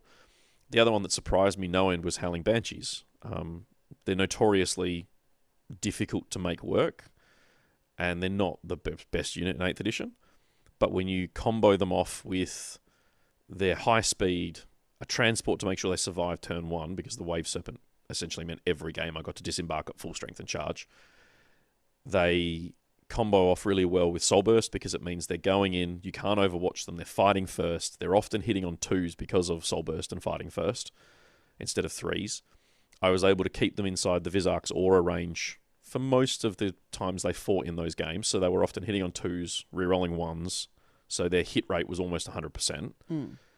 And then whatever they were charging, I always made sure I had rerolls to wound with them. So game 1, I had 6 Howling Banshees take 12 wounds off a Knight Gallant and kill it. Game 2, what did they charge? Oh, they charged basically the entire Drakari army to soak, because you can't overwatch them. Yeah. They were able to tag every vehicle so they let other things charge after them without taking overwatch. Very nice. And then died moments later when the Drakari army backed up 6 inches and just shot them all to bits. But they did what I wanted them to at the time. Game 3 was the MVP game against Mike Horton because he did his drop on, killed the Wraith Knight. The Banshees got out, charged, killed his Warlord and a couple of squads along with them. And then through a combination of other things, I was able to get a charge off on a Lehman Russ, surround the Lehman Russ tank with them so the Russ couldn't fall back out of combat. They did about 8 wounds to it on the charge because of Doom, so I got rerolls to wound. And then because he couldn't fall back, it meant that they were the closest enemy models for Mike to shoot at, so he couldn't target my characters because the Banshees were closer. But the Banshees were in combat, so he couldn't shoot them either.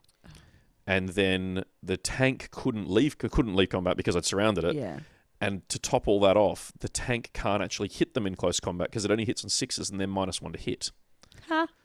The problem I had is I charged them in my turn, did a whole bunch of damage to it, and then I thought, okay, if I need to kill it in his turn so that they're free again in my turn.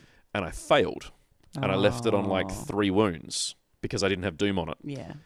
And so my turn's come around again, and I've gone, hang on a minute, I'm going to kill it in my turn, which means he's going to shoot me in his turn. And it's at that moment I remembered that every model gets a basic close combat weapon. So all of a sudden, all of my Howling Banshees with their magic power swords and heavy-duty combat weapons turned them all off and started punching the hull of the vehicle with sticks because they didn't want to kill it in my turn. I wanted to kill it in his turn. Which comes all the way back to strategy and being able to change it and know, like, think more than one step ahead, really. And I think that for some of the newer players, that's possibly where they don't have the ability to, use the foresight. It was really funny, that round of combat. I actually brought it down to a single wound. And my last round of attacks, Mike had to make 1 3+ save. And if he'd failed it, the tank would have exploded. And then he would have been able to shoot the Banshees. And I'm there cheering for him to make this 3+ saving throw. And he's there going, I need to fail. And he passed. Oh. And he's gone, this is the first time I've ever seen a player so happy to not kill. Because they then went on to kill. They killed it in his turn, which let me consolidate in his turn, which then in my turn freed them up to move, advance, and charge again. And they killed another tank and then got me line breaker on top of it. So they went through 6 units or something that game, and I still had models at the end of the game. And that kind of highlighted when you can line it up and play them right, there's actually a space in the game for Howling Banshees. You just have to... you can't be flippant and throw them away. You have to actually look at what they're doing. Although in the following game, I again used them to soak Overwatch for other characters, and I charged a Chaos Dreadnought, a pair of Chaos Dreadnoughts, Hellbrutes, and killed one. It exploded, did a whole bunch of damage to the Howling Banshees. I think it killed 3 Banshees in the blast, and it had already killed a couple in combat. And then the following turn, the Banshees have then turned on the second Hellbrute, killed it. It's then exploded and killed a bunch more of them in the blast. So I think I lost 7 or 8 to the 2 Hellbrutes, but more than 2/3 of those were from them exploding, as opposed to them actually killing me in combat. So, the Banshees really surprised me. They're one of the lists I was throwing around while picking kids up from school today was 30 Howling Banshees, because I've got the models, I've got the tanks for them. I actually am intrigued by the idea of running mass squads of them. Which is a beautiful segue into my question of what would you want to add to it, or what do you think you could supplement it with? And obviously, because this had the restrictions of no Forge World, would you change how you run it next time to include Forge World? What would complement it so that it goes well? The beauty of the Inari army at the moment, in my mind, is there's so many different ways you can build it. I feel like there's a build somewhere in there that looks at mass jet bikes, because there's a stratagem that lets jet bikes do some cool stuff. Running a mass Harlequin jet bike army alongside Shining Spears and even Dark Eldar Reaver jet bikes, and a big jet bike army could actually be quite viable. It'd require some careful planning and maneuvering, but I definitely think Harlequin bikes have a place in an Anari army. So I'd consider shuffling things around and putting them in some way, shape, or form. I think that the reason I like them, and also the reason I want to try out a Wraithblade army to go with the Anari, is they're multi-wound models. And the Anari have a whole bunch of ways of protecting multi-wound models and also reviving multi-wound models when they die. And the ability to take something like a Wraithblade that's toughness 6 with 3 wounds, a 3-up armor save, and probably a 5-up invulnerable save from a power, potentially even a feel no pain as well. And then, you finally killed one. Like, they're pains to kill. And then in the following psychic phase, I go, cool, stand back up. Yeah. Put 60 points back on the table for a psychic power. That's really appealing. Like, that attrition rate of the army sort of suddenly drops. So I think there's a place for those sorts of builds. I think there's a place for a mass assault army with Howling Banshees leading it, so you're not taking Overwatch, and then you run Drakari Witches and mass Harlequins all on foot in an effort to swarm the enemy. Yeah. And talking to Sly Dave about it today, he's going, no, you do it with Witches. And I'm going, no, I think you do it with Harlequins. And at the end of the conversation, we both kind of went, well, they both work. Yeah. And there's actually a merit to run all 3 together, but it gets a bit more tricky to build the army because you then need to have all 3 Anari characters. Yeah. I think it works best with 2. The last version, which I'm most excited about trying, is the Wraith army. And it leverages the Forge World Wraith Seer at its core to make a model that is super hard to kill. Really, really hard to kill. And it's actually, mathematically speaking, it's harder to kill than the Wraith Knight, despite it being smaller and easier to hide, and just because of a combination of rules and relics. And you combo that with a character that can walk along behind it, healing it. Yeah.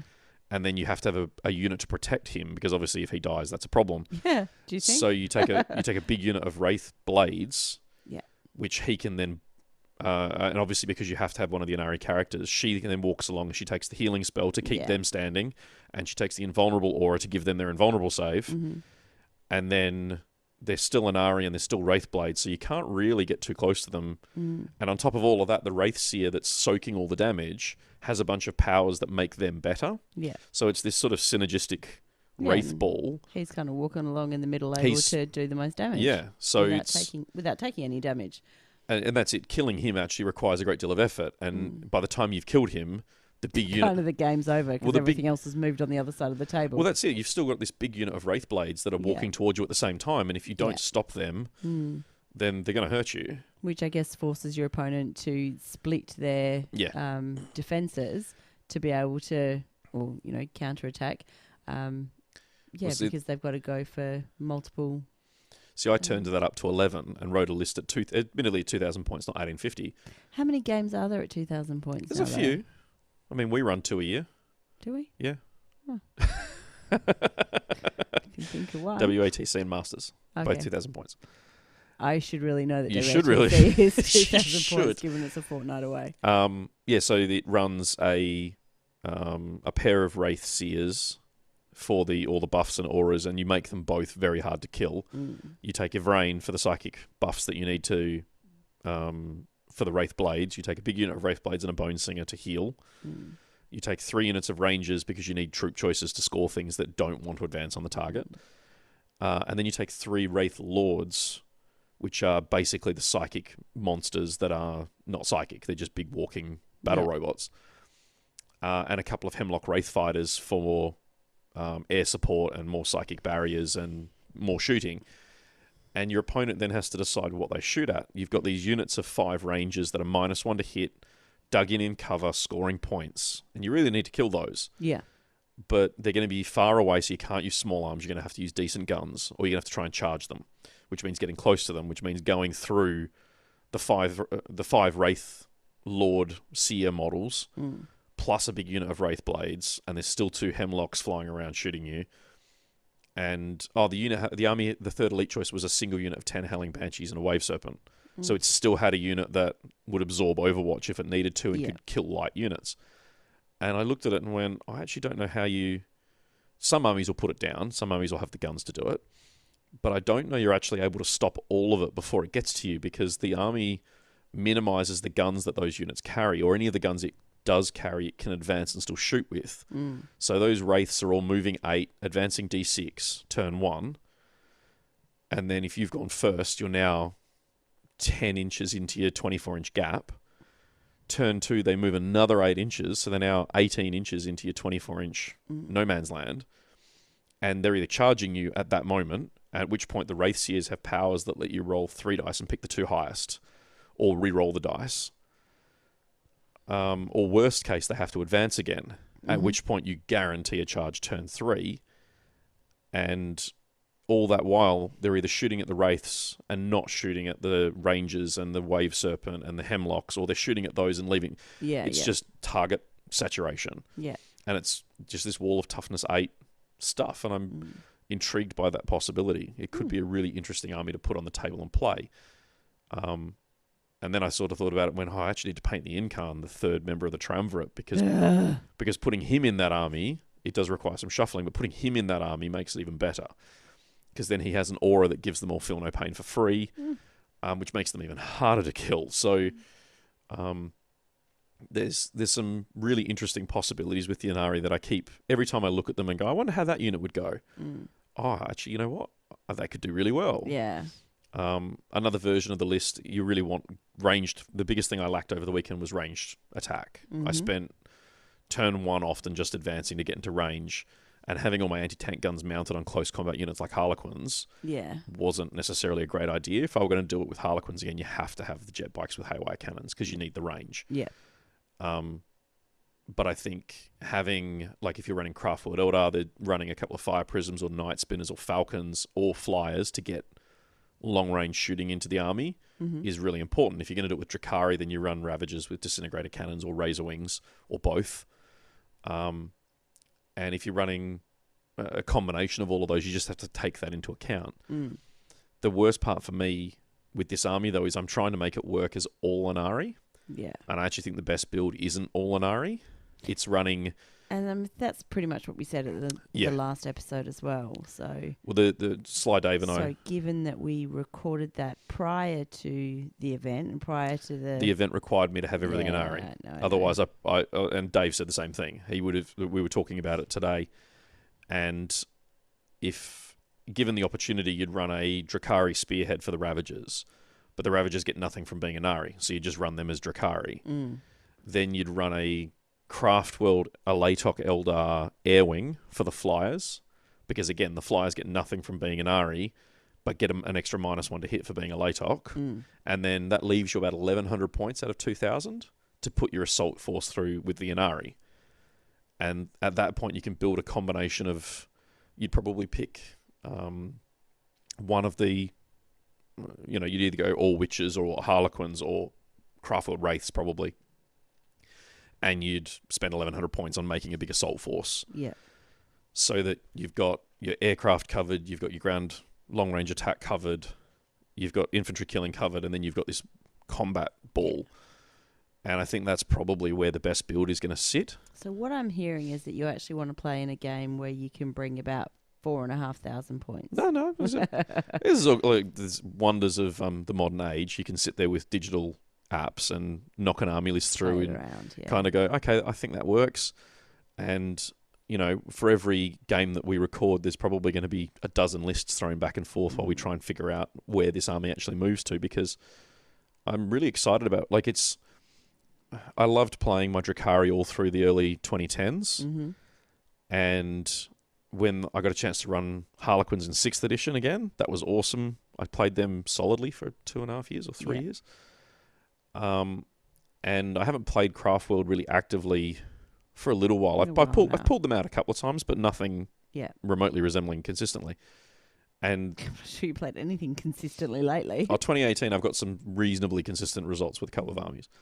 But this is actually making me want to pull out all those Craftworld models and actually like it's revived my interest in that codex a huge amount because it's giving me new ways to play with old models. Cool. So I'm excited about what I can actually achieve with them. It's just going to be finding the right combinations, and I've just given away one of the army lists I want to try, which is I'm a bit disappointed. So Yeah. It's all right. Nobody listens to this anyway. It's fine. So my last question, which annoyingly you already answered, but most important aspect of going to an event, did you have fun? Yeah, you know what? I've been to events where the morning I've gone, or even the day before, I just don't have it in me. I go, no, I'm not. Should have just pulled the pin. You know, I'm not feeling it. And this event format was different. It was, it caused people to build different armies because it was monocodex and no Forge World. So it was going to be interesting to see what we were playing. I was playing a new army with new models. Just to harp on my regular soapbox, very unlike gamers again when they read that, one codex. There was a bit of negativity there. Yeah. No Forge World. The immediate reaction was, "Oh my God, you can't do that. It's not going to work." And now, the positive of that is that it did force people to think outside to try the different box things, and to try something new. So, Well, the good thing for me is game one, I played an army that I didn't think I could beat, and I came up with a strategy that let me scrape a win. Yeah. Don't get me wrong, it wasn't a big win. I think I had about 4 models left, and he still had a full undamaged Castellan, but a win's a win. Game 2 against Dave. Dave and I take turns at tournaments. The last tournament I beat him at, but the tournament... Did you? Because he's been having quite a few... No, look, when we muck about and he's still building tournament lists when we play casually, and I'm just cycling through armies. But the last tournament we played at with my Genestealer Colt, I beat him with his Drakari, but the time before that, he beat me. And it was exactly the same when we played. You actually keeping score? No, I remember those two. But back in sort of 3rd and 4th edition when we were actively playing in the tournament scene, we had a very similar sort of style where he'd win one, I'd win the next, he'd win one, I'd win the next. Yeah. So it's nice to return to that form. I know what the world means in the tournament circuit when that happens. And then games 3 and 4, game 3 against Mike looked like it was going to be bad. The Banshees did work, and I used the terrain to my advantage and pulled a win out of that, which was a decent win. It wasn't. It was 15-5. So my best win of the day. But I think that was the terrain is probably what hurt Mike the most for that game. And then game 4 with Kurgan was just good fun, but again, I got to use the terrain to my advantage to control the flow of the game. And it was only a 12-8 win. So all 4 opponents were really nice guys. All 4 games, or 3 of the 4 games were nice and close, essentially. And the game against Dave, getting to the table, and to take nothing away from Dave, because he went 4 for 4 and he beat everyone else he played. I got to the table already, because I knew what his army was. I knew how that game was going to play out if he went first. He got to go first. If I got to go first, I actually had a shot at maybe having a go at the game. But in reality, as soon as he got to go first, I went, oh, okay, so I'm going to lose the Wraith Knight turn 1, and I didn't. He crippled it. He brought it down to its lowest damage bracket, so it was essentially worthless to me. But then very, very cleverly went, okay, now it's not a threat. Yeah. I don't need to shoot at it anymore. I can shoot at other things. And he actually ended up killing it with Splinter Fire because he went, I don't need to shoot the big guns at it now. I've stripped it to the point where it's all but useless. It can't catch me anymore. Its guns aren't accurate anymore. And he was just throwaway shooting it until it died. And he focused on killing my transports and killing my other stuff, which was 100% correct in what he did. People get hung up on trying to kill it when he did the right thing and didn't. He bracketed it to the point of useless and then turned his attention elsewhere. Yeah. So, yeah, that game played out the way I expected it to. It was funny. I said to him afterwards, though, he tabled me in his turn 4. So I only played 3 turns of that game. But because there's no sudden death in Chapter Proof 2018 missions, he still got to play turn 5. Oh. So he got to move to the objectives and score points. And then we got to roll for turn 6. And he got turn 6. And then we got to roll for turn 7. And he got turn 7. And it went... I only scored 2 points that game. You're lucky to get them. If the game had ended turn 5, it would have been like an 18-2 win. But because he got to pick up 8 more points over turn 6 and turn 7, it went to a 20-0 loss. Yeah, right. He only won generalship by a point. So if the game had finished when it at the end of 5, I would have denied him that 20-0, which meant that he would have... but it didn't. No. And that's the way the game goes. Exactly. Part of it's skill, part of it's luck. Yeah. And like I say, that game, take it in your stride. You can't get upset about that sort of thing. Dave was there to compete and win, and he did just that.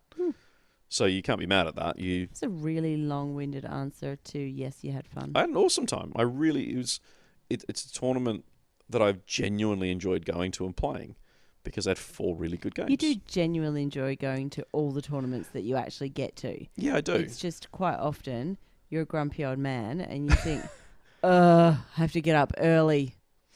And it feels like a lot of effort. Oh, look, once you're there, you have a great time. Yeah. Well, this one, though, I don't know. The atmosphere was good. The players were good. You can... I didn't see any negativity in the room. Like, it was good atmosphere. I'm still not 100% sold on the venue because there's way too many stairs for my liking, particularly lugging stuff up and down them with boards and terrain. Yeah. I cannot believe they don't have a lift. Well, there's disabled access that I did find, but it only takes you to the main floor. It doesn't take you to the function floor. Yeah, well, that's what I mean. I can't believe that that's okay. So, that's probably the biggest downside of the venue is all the stairs to get up to the top of it. Yeah. But that and trying to carry a bunch of terrain and models and stuff out through a Saturday afternoon at a pub with the football playing and all the rest of it, you get some weird looks. It also didn't help. I was in my bright red polo obsec shirt, so I had people stopping me asking me, "Do you work here?" Because I'm carrying big tubs with logos on them, and I'm in a logoed shirt. And hey, do you work here? Can you tell me something? I go, "No, man, I don't work here." Should have just said yes. I quite often answer official questions. So I'm looking forward to. I think I probably managed to get one more 40k event this year because Crags will run another event later in the year. Mm-hmm. I think Outpost do as well, but that'll be a couple of weeks before Masters. So whether I get to play it, that's another thing entirely. So I'll probably get one more event in by the end of the year. So the goal will be to try and get the Inari army, another variant of it, together. Spending as little money as possible. This is the goal now. However, it depends what becomes shiny and exciting in the next couple of months. I don't know that anything's going to be released that's shiny and new unless, or I do have an inside line about one of the releases that's coming, but it's going to help my Inari, and that's all I'm going to say. All right. So, is there anything else you want to add about tournaments? Only that if you haven't played one, don't listen to what the internet says. Go and play in one. And go in with an open expectation and an open mind. Because I still, to this day, see so many people going, "Oh, this is why I don't play 40k tournaments. Everyone's a bunch of jerks." Or worse language than that. And I often find actually, let me rephrase. I've never found that to be the case. There's always... In big events, you increase the chances of finding the one guy in the room that you don't get on with. Mm-hmm. But at the same time, I don't know. I think that... I generally find that those... now I generally find those comments come from people who haven't been to events. Yes. I know when we first started, we encountered a lot of that. And it's really interesting to see how people have shifted and people have gone from... having that kind of idea around what tournaments look like to now being some of our biggest supporters. So I would encourage people to do the same, to actually go and make up your own mind based on your own experiences, not based on somebody else's experience that they've posted on Facebook. Yeah. And remember as well that the negative experiences stand out a lot more than the positive experiences. And most of the time people don't get online to share, "Hey, I had this absolutely fantastic event." They got online to say, "I played against this one guy and for 3 minutes of my 12-hour day, this guy was a total tool." Yeah. And, so keep things in context, really. Yeah. And, set your goals, make sure you've got your head in the right space, and I would hazard a guess and say more than likely you'll have a good day. Yep. All right. And if not, you can complain to Michael. Care of Emma. I totally won't file those in the bin. We're going to take a break, and then we'll be back to wrap up the episode in just a second.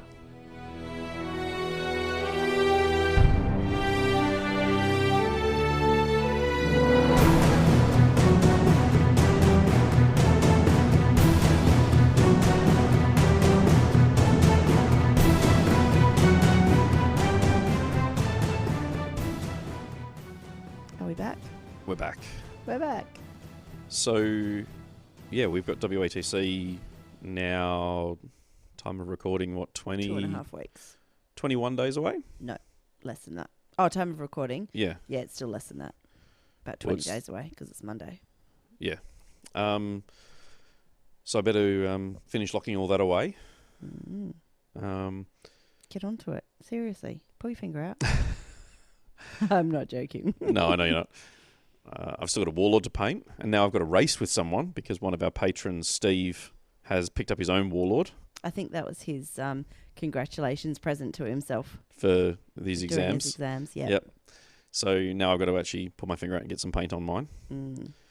So the airbrush setup will be broken out, and we'll muck about with that. And we're going to have to replay the Apocalypse game. I was speaking to my opponent today, who I bumped into while out shopping.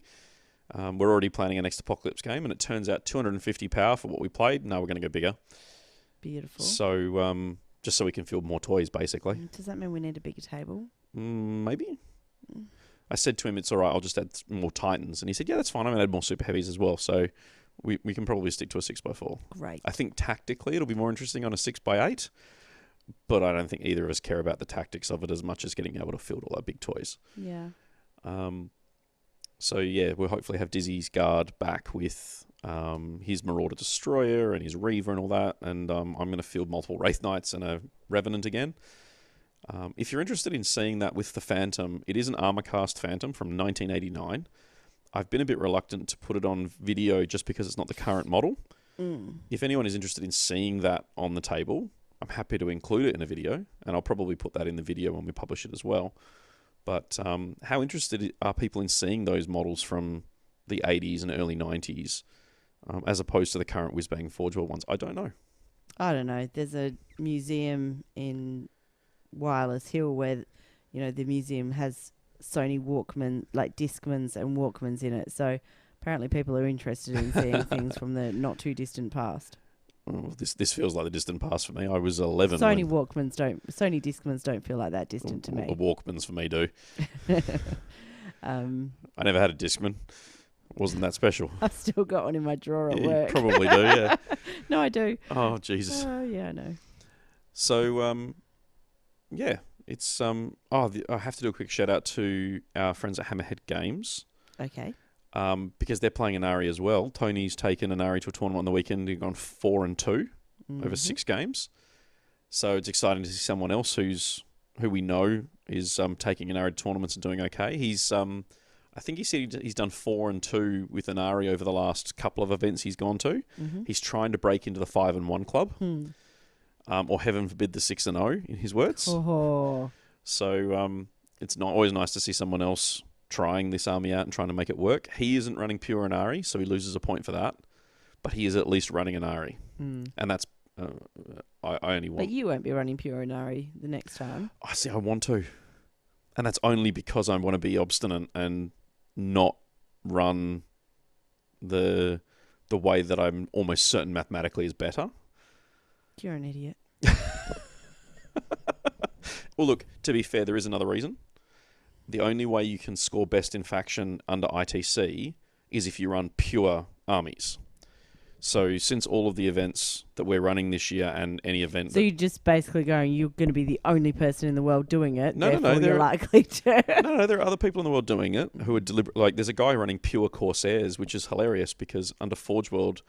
Well, that's not Inari, is it? No, but bear with me. Inari means that all the detachments have to be Inari. I understand which is that. fine.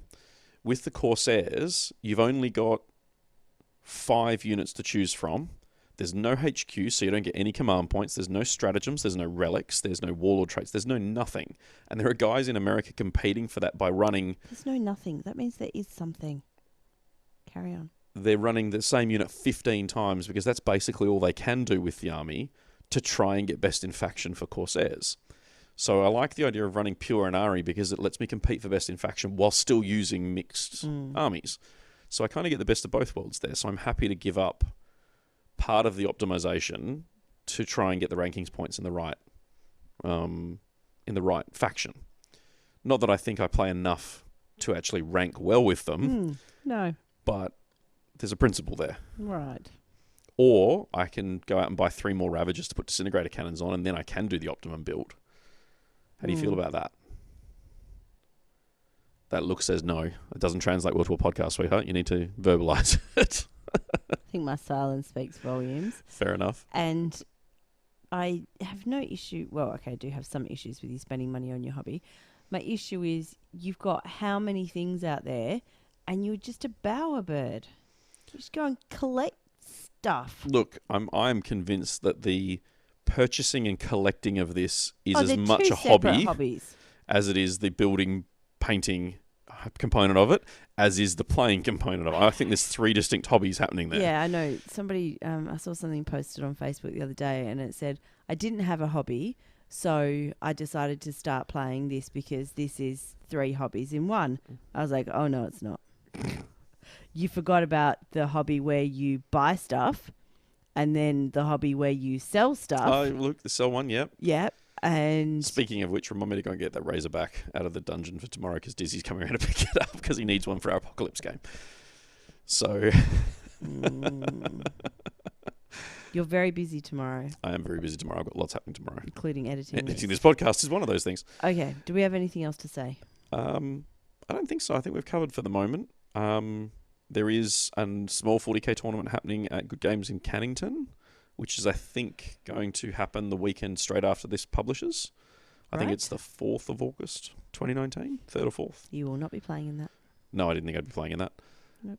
WATC is the 17th. I have an event on that day, so Yeah. you can't go. You need to parent. WATC is 17th and 18th of August 2019. At Kelmscott Hall, River Road in Kelmscott. Yep. I think we're going to have 96 players, is I think what I worked it out to be today. Unless we end up with another 2 teams. At which point we'll be 108. So it'll be around the 100 mark. It will be ITC ranked, which is exciting because it gives us our first major in Western Australia with 5 games and 2,000 points over 2 days. Beautiful. So be worth a big chunk of ITC points for the West Australian players, which is great to have. And for any interstate players that are coming there is up. one coming over from Melbourne. And there's one coming... Okay, that's a surprise, so I'm not going to say anything else. Nice and subtle there. I'll just edit that in post. Edit that out. Edit that out. So we're going to have a couple... So yes, one coming over from Melbourne. And he was the one that we've been really pushing to try and change the venue yes, for. because he paid for his airfares and the captain forgot to buy the ticket. Oh, missed out on a ticket. Let's go with that. Okay. Anyway. Yeah. So we've got that coming up. We're hopefully, by the time you hear this, hopefully the dates will be in with the council for the rest of the bookings. And we'll be able to put those all into the calendar for the next 12 months onto the Facebook page and onto the website. You need to get on with it. Tickets for Masters will also be going up this week. And mixed doubles for the part of the year, we're also going to try and secure line breaker. Beautiful. So that we can head down to Albany. So you can get onto that tomorrow as well. Yep. So I've got a few things to sort out this week. In the meantime, though, thank you very much for listening. If you're interested in listening to more about the Tabletop Tournament Prep Guide, you can head over to our patrons page. If you want to support us on Patreon, you get a free copy of that. And there's a bunch of podcasts there that cover the book in depth. I've already got an idea to start on the podcast after the book is done. Oh, good. And I think we've got one more episode on the book before we've covered it. And then, I've got some other stuff there. We're also going to be publishing some of the video from the battle reports to the patrons as early access before we publish them to YouTube. They can have the first hour of the, the last Apocalypse game. And we're also going to be inviting those guys to come and play games at, a few different things that we've got happening. So if you're interested, go and check it out. Patreon.com/objective secured. Follow one of the 900 links that we've got everywhere. Yep. you can check us out on Wednesday next week, live, and every alternating week, live on Wednesday nights. Our plan was that starting from it was actually supposed to be starting from this Saturday. We were going to have things up on YouTube, but the video didn't work. Might be a slight delay on that. Yeah, we've already got a game lined up for next week, and we'll try and we've got a few ideas for some different types of content, so we'll see if we can get some recording done during this week and try and get it edited. Our plan is that we will have a how-to video, battle report, something else that I forgot, and a Titan game, but he hasn't finished the Titan yet, so... No. Pull your finger out, honey. You got 3 weeks before that game's got to be recorded so we can get it up there. What game? The Titan one, so that we can fit with the schedule. Okay. Focus. All right, I'll get the airbrush out tomorrow. All right, so tomorrow you're editing this podcast. You're booking all of the events for the rest of the year, including line breaker, doubles, and everything for next year. And you're airbrushing the Titan. Yeah. And you're going to stand on the front driveway and talk to Dizzy for about 3 hours. No, he's got to work. Perfect. I'm going to text him and tell him to come 4 minutes before work. He is. 10:30. Great.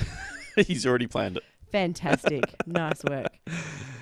All right, we're done for today, whenever you're hearing this. Mm-hmm. We hope you've had fun in gaming whenever you have most recently. Please come and join us for our next podcast and next live. Until then, stay safe, enjoy your gaming. Like us everywhere you possibly can. Yep. And yeah, we'll see you in person, online, somewhere. Happy gaming, everyone.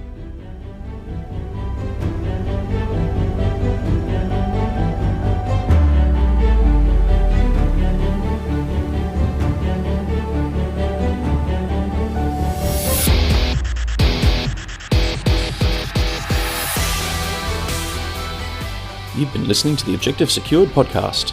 If you'd like to get in touch, you can visit our website, objectivesecured.com.au. You can find us on Facebook, Facebook.com/Objective Secured, or you can email us, obsec@optusnet.com.au. Thanks for listening.